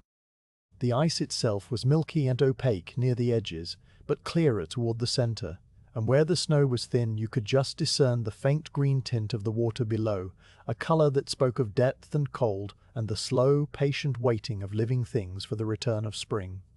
And at the far edge of the pond, the bamboo water spout rose from a cluster of stones, a single hollow tube of bamboo that during the day was fed by a small stream of water diverted from a spring higher up the hill.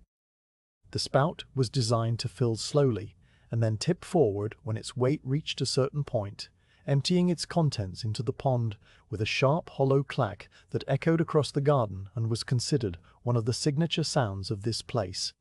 Now, however, the spout was frozen in place, its bamboo tube tilted at the angle it had held when the cold had finally stilled its motion, and a single long icicle hung from its open end, a thin, tapered finger of ice that reached nearly to the surface of the pond below. The water that usually flowed through the spout had ceased, and the small stream that fed it was silent, its course hidden under the snow and ice. You walked slowly around the edge of the pond until you stood beside the spout, and you reached out to touch the icicle with a careful fingertip, feeling the slick, cold surface and the faint ridges where the ice had formed in layers over many hours. The icicle did not break, and you withdrew your hand and simply looked at the frozen spout, a small mechanism of sound and motion that had been stilled by the winter, and would remain still until the thaw. And the garden's pine tree stood in the far corner, a venerable specimen that had been shaped over many decades by a careful gardener's pruning into a form that suggested age and endurance and the patient acceptance of weather. Its trunk was thick and gnarled, its bark a dark rough texture that contrasted with the smooth white of the snow that had accumulated in the crevices, and its branches spread outward in wide sweeping curves that drooped gracefully under the weight of their snowy burdens. Each cluster of needles held a small cap of white, and the caps were so evenly distributed that the tree seemed to have been decorated by a hand that valued symmetry above all else. A few cones, dark brown and tightly closed, hung from the upper branches, and they too were dusted with snow, their scales outlined in white. You walked to the pine and stood beneath its broad canopy, where the snow was slightly shallower because the dense needles had intercepted much of the fall, and the air under the tree was still and cold and smelled faintly of resin, a clean, sharp scent that cut through the general cold with a small, bright note. You placed your hand on the trunk, feeling the rough bark through your glove, and you looked up through the layered branches at the grey sky beyond, where the snowflakes continued their endless descent, some catching on the needles and adding their tiny weight to the burden the tree bore with such quiet grace. Beneath the pine, a simple wooden bench had been placed, its seat now covered with a thick cushion of snow that made it look soft and inviting, though you knew that sitting would only bring the cold deeper into Foyne. You did not sit, but you paused there for a while, standing beside the bench with your lantern resting on its snow-covered surface, and you let your gaze travel slowly around the garden. The stones, the bamboo, the frozen pond, the pine tree, all of them were still and silent, each one wrapped in its own white blanket, and the snow continued to fall upon them with the same patient, unhurried rhythm that it had maintained since the early hours of the night. The garden was a place outside of time, a small, enclosed world where the only measure of duration was the gradual deepening of the snow and the slow, steady accumulation of flakes on every surface. You felt your own breathing slow as you stood there, your chest rising and falling in a deep, even rhythm that matched the pace of the snowfall, and your mind became as still and quiet as the pond beneath its sheet of ice. And a single snowflake, larger than the others, drifted down from the grey sky and landed on the sleeve of your cloak, where it rested for a moment before melting into the coarse straw. You watched it vanish, and then another flake landed beside it, and another, and the process continued with the infinite patience of the winter, each flake a tiny, brief existence that ended in moisture and warmth. The cold had begun to settle more deeply into your feet and hands, a gradual, creeping chill that was not painful but simply present, a reminder that you were a warm, living thing in a world that was cold and still. And you accepted this sensation as you accepted everything else on the watch, without resistance or complaint. You lifted your lantern from the bench, the wooden base leaving a small dark impression in the snow, and you began to walk slowly back along the path toward the garden gate, your sandals finding the familiar depressions of the stepping stones beneath the white. The return path took you past the stone grouping once more, and you noticed that the small impression your hand had left on the central boulder was now completely filled, the snow having erased all trace of your earlier presence. The bamboo stalks still swayed in their slow dance, their leaves still shedding their small avalanches of white, and the garden silence was still as thick and complete as it had been when you entered. You paused at the gate and looked back one final time at the scene you were leaving, the pine tree in its corner, the frozen pond in its center, the stones and the bamboo and the spout all arranged in their careful ancient order, and the snow falling over everything in a continuous, silent benediction. The garden had asked nothing of you, and had given you its quiet, a quiet that you now carried within you as you stepped back through the gate and onto the path that led toward the outer walls, and the next part of your circuit. The night was half gone, and the watch continued, and the snow fell on the garden behind you with the same gentle persistence that it had shown since the beginning, layer upon layer, flake upon flake, in a slow, patient accumulation that mirrored your own measured breathing, and the deep, untroubled peace of the sleeping castle. Retracing your steps to the outer perimeter, you began the second complete circuit of the wall walk, with the slow, measured pace of someone who had already traced this same path before, and would trace it again, but it be quiet. The snow had continued its patient work while you were in the garden, and the walkway planks that you had cleared earlier with the brushing of your sandals were now covered once more with a fine, even layer that softened every edge and muffled every sound. Your lantern swung gently at your side, its amber light revealing the subtle changes that had occurred since your first passage. The slight deepening of the drifts against the inner railing, the new accumulation on the brackets of the wall lanterns, the way the snow had begun to curl over the outer edge of the walkway in small sculpted cornices that would eventually grow heavy and break off into the darkness below. The cold had intensified during the middle hours of the night, a dry, penetrating chill that made the wood of the railing feel harder and more brittle under your gloved hand, and your breath now emerged in clouds that were thicker and whiter than before, hanging in the still air for a long moment before they dissolved into the general grey. You walked toward the first of the wall lanterns, the one that hung from its iron bracket at the corner where the walkway turned to follow the angle of the bastion, and as you approached you saw that the flame was still blown, steadily, its glow caught prominent stanks on the south.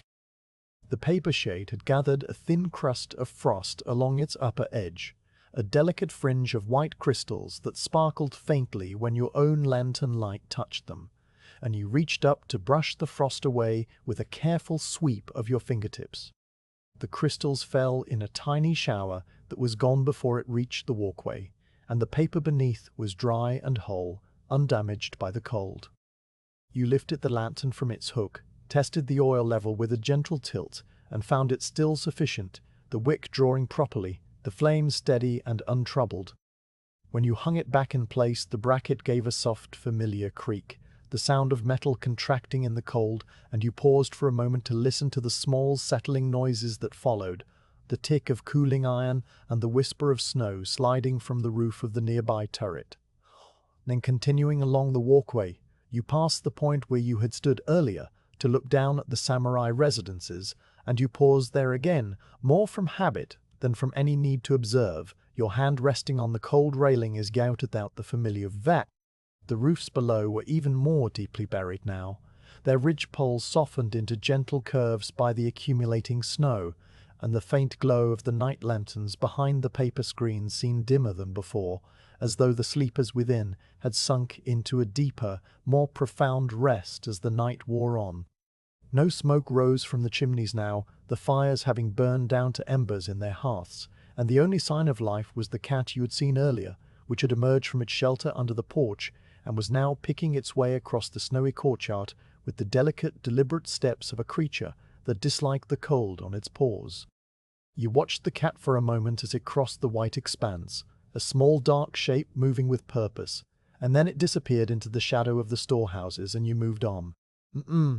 The second circuit brought you past the corner turret where you had sheltered earlier in the night, and you ducked inside for a brief check, finding the space as empty and quiet as before.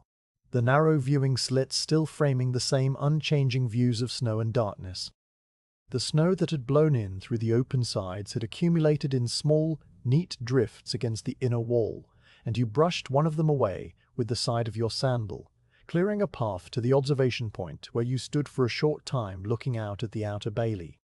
The great doors of the main gate were visible from this angle, dark rectangles in the pale wall, and the snow had piled against them in a drift that now reached nearly to the iron crossbeam, a smooth white ramp that blended seamlessly with the snow on the ground. Nothing moved in the bailey, and the silence there was as complete as the silence everywhere else, a deep abiding quiet that seemed to have settled into the very stones of the castle. No. You left the turret and continued along the walkway, your footsteps taking you past the long stretch of wall that faced the outer moat, where the snow had drifted into the hollow of the dry moat and filled it to a level plain that was indistinguishable from the surrounding terrain. The moat's original purpose as a defensive barrier was entirely obscured now, its steep sides smoothed into gentle slopes by the snow, and a fox or a badger could have walked across it without knowing that a deep trench lay beneath. The thought drifted through your mind without leaving any trace, a small, idle observation that was absorbed into the general calm of the watch, and you turned your attention back to the walkway and the next lantern in the sequence. You checked each gate latch along this section of the wall, the small iron mechanisms that secured the lesser gates used by servants and tradesmen during the daylight hours. The latches were simple devices, a hinged bar that dropped into a slot, and you tested each one with a firm push of your thumb, feeling the cold iron resist and then give slightly as the mechanism seated more firmly in its housing. The first latch was secure, the second was the same, and the third had a small accumulation of ice in the slot that you chipped away with the edge of your glove, the frozen flakes falling to the snow below with a faint crystalline tinkle. The fourth and fifth latches were untouched by ice, their iron surfaces dry and cold, and rough with a fine coating of frost that your touch melted into tiny beads of moisture, and you left each one as you found it, moving on with the quiet satisfaction of tasks completed. The drainage spouts along this section of the wall were the next items on your mental list. The small channels cut into the stone that carried meltwater away from the walkway and prevented it from pooling and freezing into hazardous sheets. Most of the spouts were clear, their dark openings visible against the white snow, but one near the midpoint of the wall had become blocked by a small plug of ice that had formed where dripping water had frozen during the previous day's thaw. You knelt beside it, setting your lantern on the walkway beside you, and used the small wooden stick that you carried in your sash to probe at the ice plug, working it loose with gentle, persistent pressure until it cracked and fell away into the darkness beyond the wall. The channel was now clear, and a thin trickle of water, melted by some faint residual warmth in the stone, immediately began to flow through it, the drops falling into the void with a sound that was too faint to hear. You straightened up, brushed the snow from your knees, and retrieved your lantern, continuing on your way with the steady, unhurried pace that had carried you through the entire night. The walkway made its final turn near the watchtower where you had stood at midnight, and you looked up at the dark shape of the upper platform, seeing the faint glow of the lantern you had left burning there, a small amber star in the grey darkness. The tower stood as silent and solid as before, its plastered walls and dark timber frame unchanged by the hours that had passed, and the snow had accumulated on its roof in a thick rounded cap that added to its appearance of quiet, patient endurance. You did not climb it again, for your circuit on this pass did not require it, but you paused at its base and listened to the small sounds that emanated from within, the creak of the timber frame adjusting to the cold, the faint hiss of the lantern flame on the platform above, the whisper of snow sliding from the roof tiles to fall in a soft puff onto the ground below. The tower was a living thing in its own way, a structure that breathed and settled and spoke in a language of small, quiet noises, and you stood there for a moment absorbing its presence before you turned and continued along the walkway. The snow had deepened by perhaps the width of 2 fingers since your first circuit, and your footprints from that earlier passage were now entirely gone, erased by the patient accumulation that had filled every depression and smoothed every surface. The walkway ahead was a blank white page, and you wrote your new footprints across it with each step, knowing that these too would be gone before the night was over, replaced by a fresh, unmarked surface that would greet the morning watchman as he began his own rounds. The thought was not a melancholy one, but a comforting one, a reminder that your presence here was a quiet, temporary thing, a small contribution to the long history of the castle that would leave no visible trace, but was nonetheless essential to the fabric of the night. You completed the circuit at the point where you had begun, near the guardhouse where Hayashi had passed you at the start of the watch, and you paused there to take stock of the night so far. The guardhouse was as you had left it, the brazier still glowing a deep orange behind the paper screens, the spare lanterns still hanging from their pegs, the small water container still liquid and faintly warm to the touch. You stepped inside for a brief respite, not to sit, but simply to stand in the relative warmth and let the cold seep out of your cloak and your gloves and your sandals, the heat of the brazier, a gentle presence against your face and hands. The charcoal had burned down low, a bed of white ash with a few bright embers still glowing at its heart, and you added a single new piece from the small stack beside the hearth, placing it carefully on the embers and watching as the edges began to blacken and then ignite with a small, smokeless flame. The warmth increased slightly, and you stood there for a time, your hands held out toward the brazier, your lantern set on the floor beside you, your mind as empty and calm as the snow-covered courtyard outside. Nodding when you felt the cold had been pushed back enough, you picked up your lantern and stepped out once more, ready to continue the watch through its remaining hours. The outer walls had been checked, the latches tested, the drains cleared, and the lanterns tended, and all was as it should be. The castle slept, the snow fell, and you walked on into the deep, quiet heart of the winter night.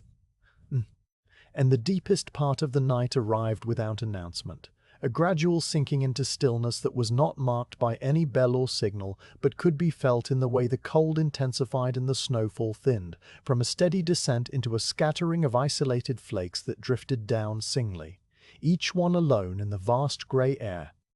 You had completed the second circuit of the outer walls, and had returned to the main gatehouse, where you now took up a stationary post near the great doors, your back resting against one of the sturdy pillars that supported the crossbeam above. The pillar was broad and square, its surface worn smooth by the shoulders of generations of guards who had stood in this same spot through long winter nights, and the wood was cold through your cloak, but solid and dependable. A steady support that allowed you to remain standing with your weight evenly distributed and your hands tucked into your sleeves. Your lantern hung from a hook on the pillar just above your head, its amber glow falling in a steady circle that illuminated the packed earth of the floor, the iron brackets of the door bar, and the lower portion of the observation slit where the snow had begun to accumulate in a tiny drift on the inner sill. Then the silence in the gatehouse was now so complete that it seemed to have physical weight, a dense, palpable presence that pressed gently against your ears and made the sound of your own breathing seem loud and significant. You listened to that breathing for a time, the slow rise and fall of your chest, the faint whistle of air passing through your nostrils, the soft exhale that clouded before your face and then dissipated into the shadows.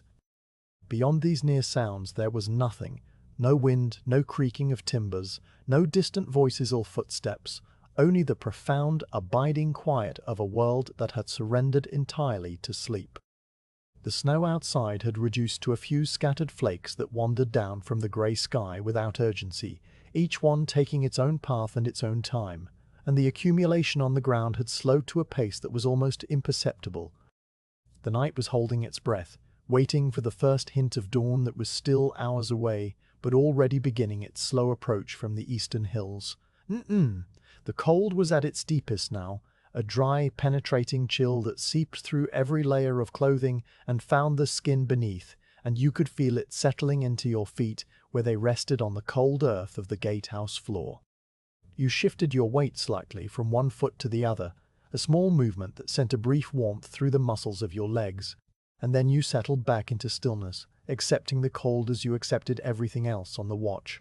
Your cloak had gathered a thin layer of frost on the outer surface, the moisture from your breath and the snow that had landed on your shoulders now frozen into a delicate white crust that sparkled faintly in the lantern light when you turned your head.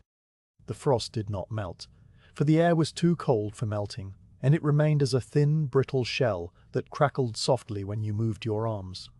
And in the distance, somewhere beyond the castle walls, a dog barked once and then fell silent. The sound was small and isolated, a single note in the vast quiet, and it seemed to come from the direction of the merchant quarter where the shopkeepers kept watchdogs that slept in the alleys, and sometimes stirred when the cold grew too intense. The bark did not repeat, and the silence that followed was even deeper than before, as though the night had absorbed the sound and used it to thicken its own stillness. You listened for any further noise, but heard only the faint, high hiss of your lantern flame and the distant, almost imagined whisper of snow sliding from a roof tile into a drift. The dog had returned to its sleep, and the town remained as quiet as a held breath. Every door closed, every window shuttered,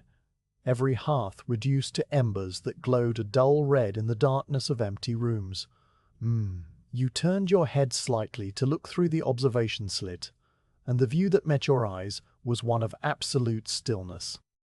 The main street stretched away into the darkness, its snow-covered surface smooth and unmarked, and the merchant houses on either side were dark shapes without detail, their roofs heavy with snow and their eaves hung with icicles that caught the faintest glimmer of starlight from the clearing sky above. The clouds that had been delivering the snow all night were beginning to thin in places, and here and there a single star was visible through a gap in the grey, a tiny point of cold white light that seemed impossibly distant and impossibly bright. The stars appeared and disappeared as the clouds shifted, and you watched them with the detached attention of someone who had no need to count them or name them, but simply accepted their presence as part of the night's quiet panorama. The cold deepened further, and you felt it now in your hands where they were tucked into your sleeves, the fingers growing stiff and slow to respond when you flexed them. You withdrew your hands from the sleeves and held them briefly in front of the lantern flame, not close enough to warm them significantly, but close enough to feel the faint radiation of heat against your palms. The flame dipped and swayed as your breath disturbed the air, and the shadows in the gatehouse rearranged themselves accordingly, the dark shapes of the door bar and the brackets shifting on the walls like silent companions. You rubbed your hands together slowly, feeling the friction generate a small warmth that faded as quickly as it came, and then you tucked them back into your sleeves and resumed your patient stance against the pillar. A faint sound reached you then, so faint that you were not certain at first whether it was real or imagined, the tick of cooling wood somewhere in the gatehouse, a tiny, sharp sound like a single drop of water falling into a pool. The sound came again a moment later, and then again, a slow, irregular rhythm that marked the contraction of the timbers as the cold reached its peak. The wood was releasing the last of the day's absorbed warmth, shrinking infinitesimally, and each small movement produced a sound that was sharp and brief, a single note in the symphony of the night. You listened to these ticks with the same calm attention you had given to every other sound, letting them come and go without expectation, and they gradually slowed and then stopped as the wood settled into its final shape for the night. Another sound joined the silence, this one from outside, the soft muffled whisper of snow sliding from a roof tile and falling into the drift below. The sound was barely audible, more a texture than a noise, and it was followed a moment later by a similar sound from a different direction as another small avalanche of snow lost its grip on another roof. These small collapses were happening all over the castle now, the accumulated snow shifting and settling under its own weight, each tiny slide a minute adjustment in the great white blanket that covered everything. You imagined the snow sliding from the curved tiles of the keep roof, from the eaves of the samurai quarters, from the branches of the pine tree in the garden, and each fall was a small, private event that no one witnessed and no one heard except you, standing in your quiet post by the gate. The hours passed in this way, measured not by clocks but by the slow progression of small sounds and small silences, the cold intensifying and then holding steady, the scattered snowflakes becoming fewer until at last they stopped altogether. The sky had cleared enough now that a faint, silvery light was visible in the east. Not yet dawn, but the promise of dawn, a subtle lightening of the darkness that was barely perceptible, but unmistakable once your eyes had adjusted. The stars that had been visible through the gaps in the clouds had faded, and the clouds themselves had taken on a slightly different quality, their grey lightening to a pale, pearlescent tone that spoke of the approaching morning. You watched this change through the observation slit, your eyes fixed on the eastern horizon where the hills rose in dark silhouettes against the slowly brightening sky, and you felt the first, faint stirring of something that was not quite anticipation, but was related to it, a quiet awareness that the night was drawing toward its close. The cold had reached its maximum and was now beginning to ease, a change so subtle that you felt it more as a lessening of pressure than as a warmth. The air remained freezing, and your breath still clouded before your face, but the sharp, biting edge had dulled, and the frost on your cloak had begun to soften slightly at the edges where your body heat finally reached it. The castle around you was still asleep, and would be for some time yet, but the quality of the silence had shifted, becoming less dense, less absolute, as though the world was beginning to stir in its sleep, dreaming of morning before the actual waking. You remained at your post by the pillar, your lantern still burning steadily above you, and you waited with the patience that had carried you through the entire night. A patience that was not passive but active at sea, attentive presence that had guarded the Cartif. The night was not yet done, and you stood in the deep quiet silence before dawn, a still figure in a straw cloak, watching the slow approach of the first light that would soon touch the snow-covered roofs and walls and signal the end of your vigil. Gradually, without any sudden change that you could point to and name, the sky behind the eastern hills began to lighten, shifting from the deep velvety black that had held sway through the middle hours into a tufted grey, but was no longer entire the price at the cap. You had been standing at your post near the main gate for a long time, your back against the familiar pillar, and your lantern still burning steadily above you, and you noticed the change first as a subtle alteration in the quality of the shadows inside the gatehouse, a faint paling of the deep darkness that had gathered in the corners and under the crossbeams.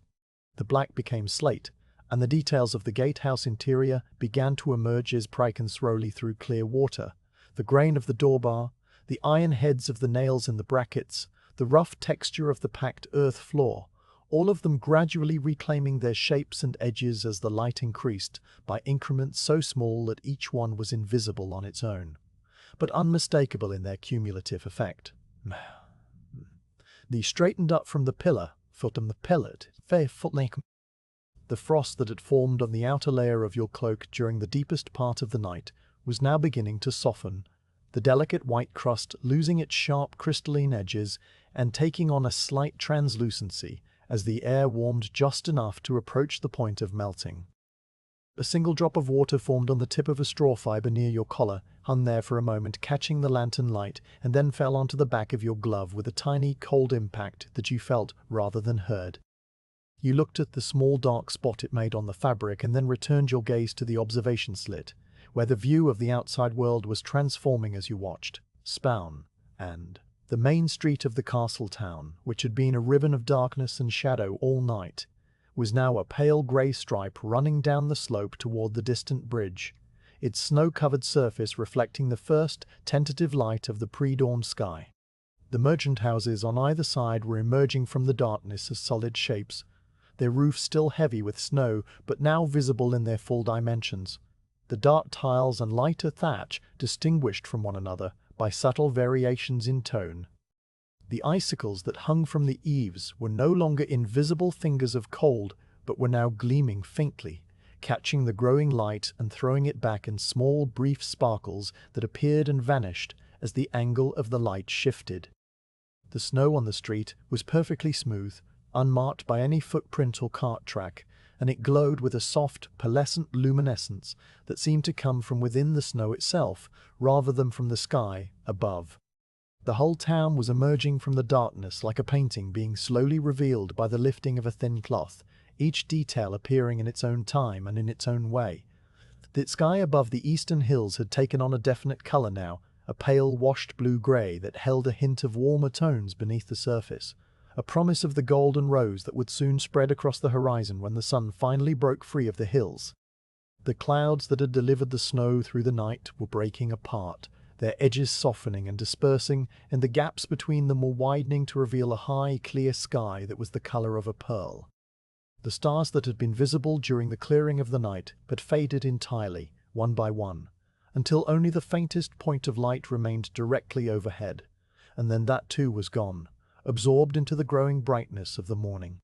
The snow had stopped falling at some point, though you could not have said exactly when. At some moment between one observation and the next, the last scattered flakes had ceased their drifting, and the air had become still and clear, the world holding its breath for the arrival of the dawn.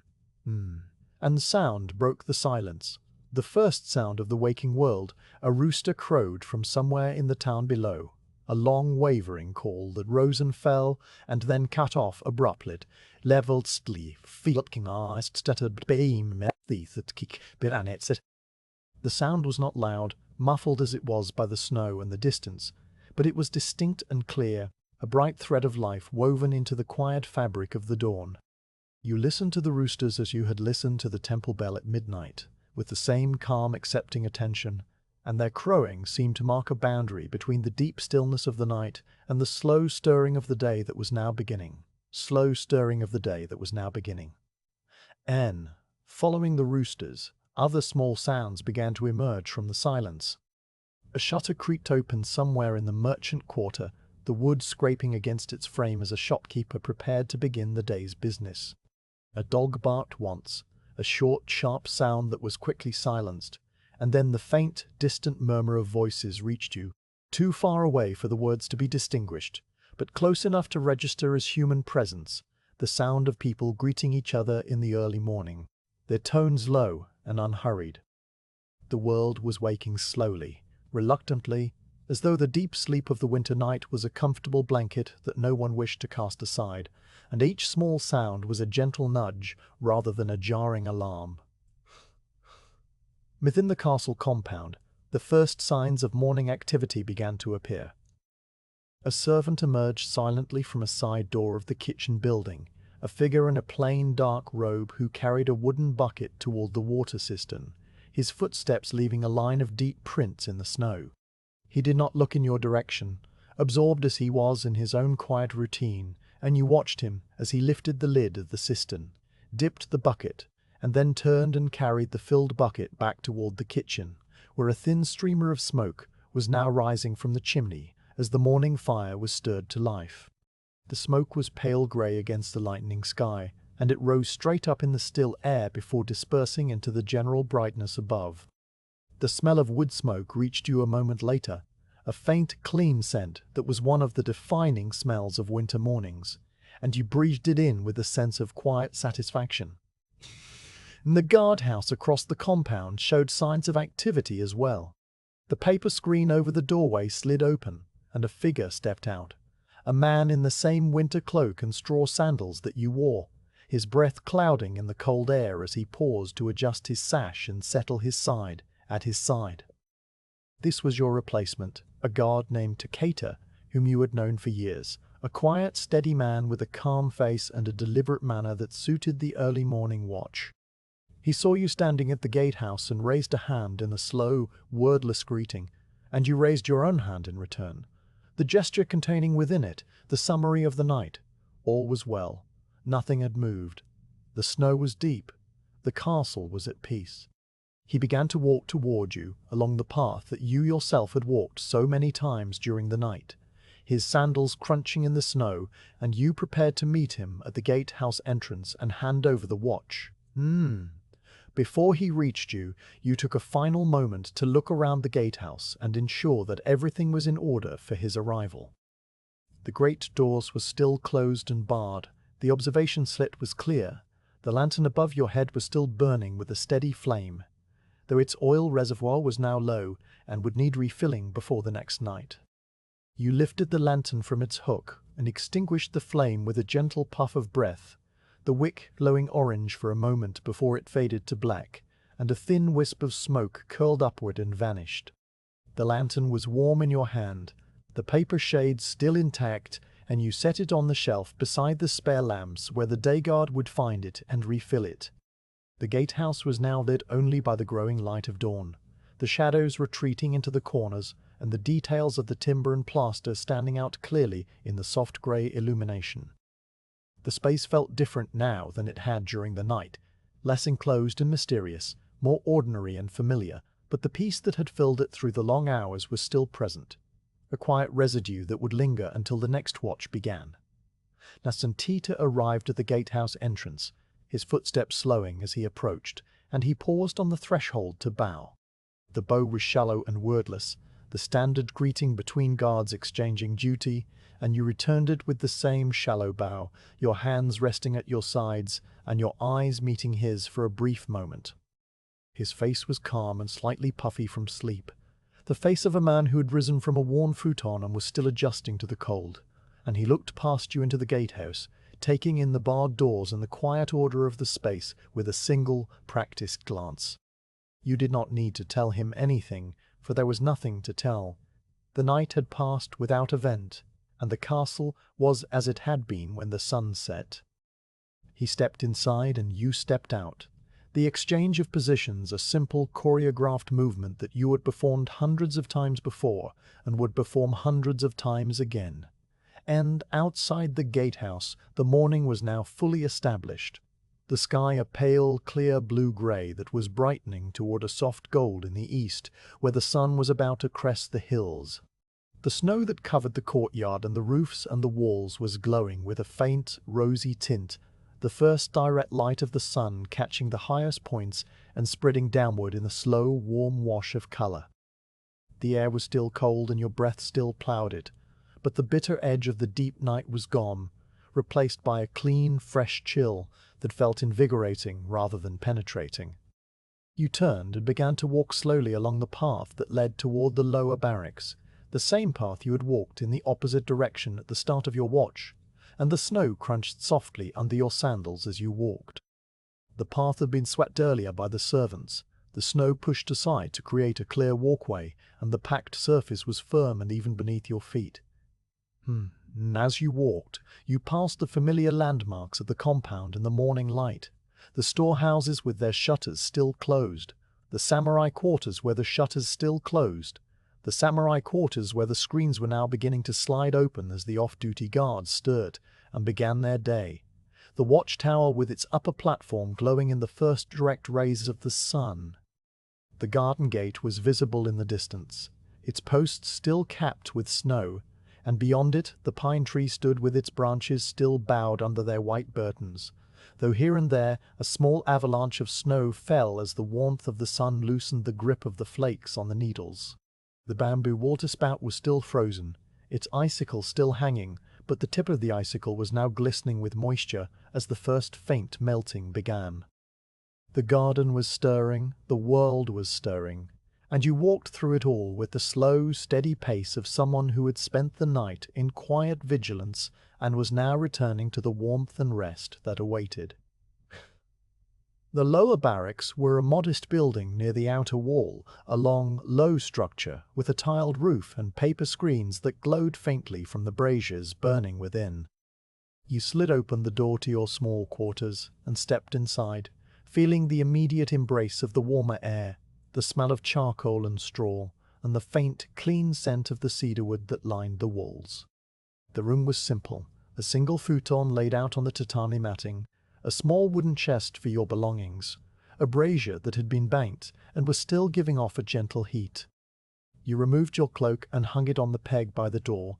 the straw crackling softly as it settled, and you unlaced your sandals and set them aside. The sword you placed on the rack beside the futon, its dark lacquer scabbard catching the faint light from the screen, and then you lowered yourself onto the futon, feeling the softness of the cotton and the supportive firmness of the tatami beneath. The fatigue that had been held at bay by the steady rhythm of the watch now began to settle over you, a heavy, pleasant weariness that pulled at your limbs and softened the edges of your thoughts.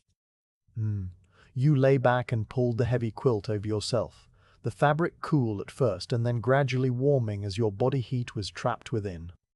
The sounds of the waking castle reached you through the paper screens, the murmur of voices, the clank of a wooden bucket, the distant crowing of a rooster, the soft shuffle of sandals on swept paths.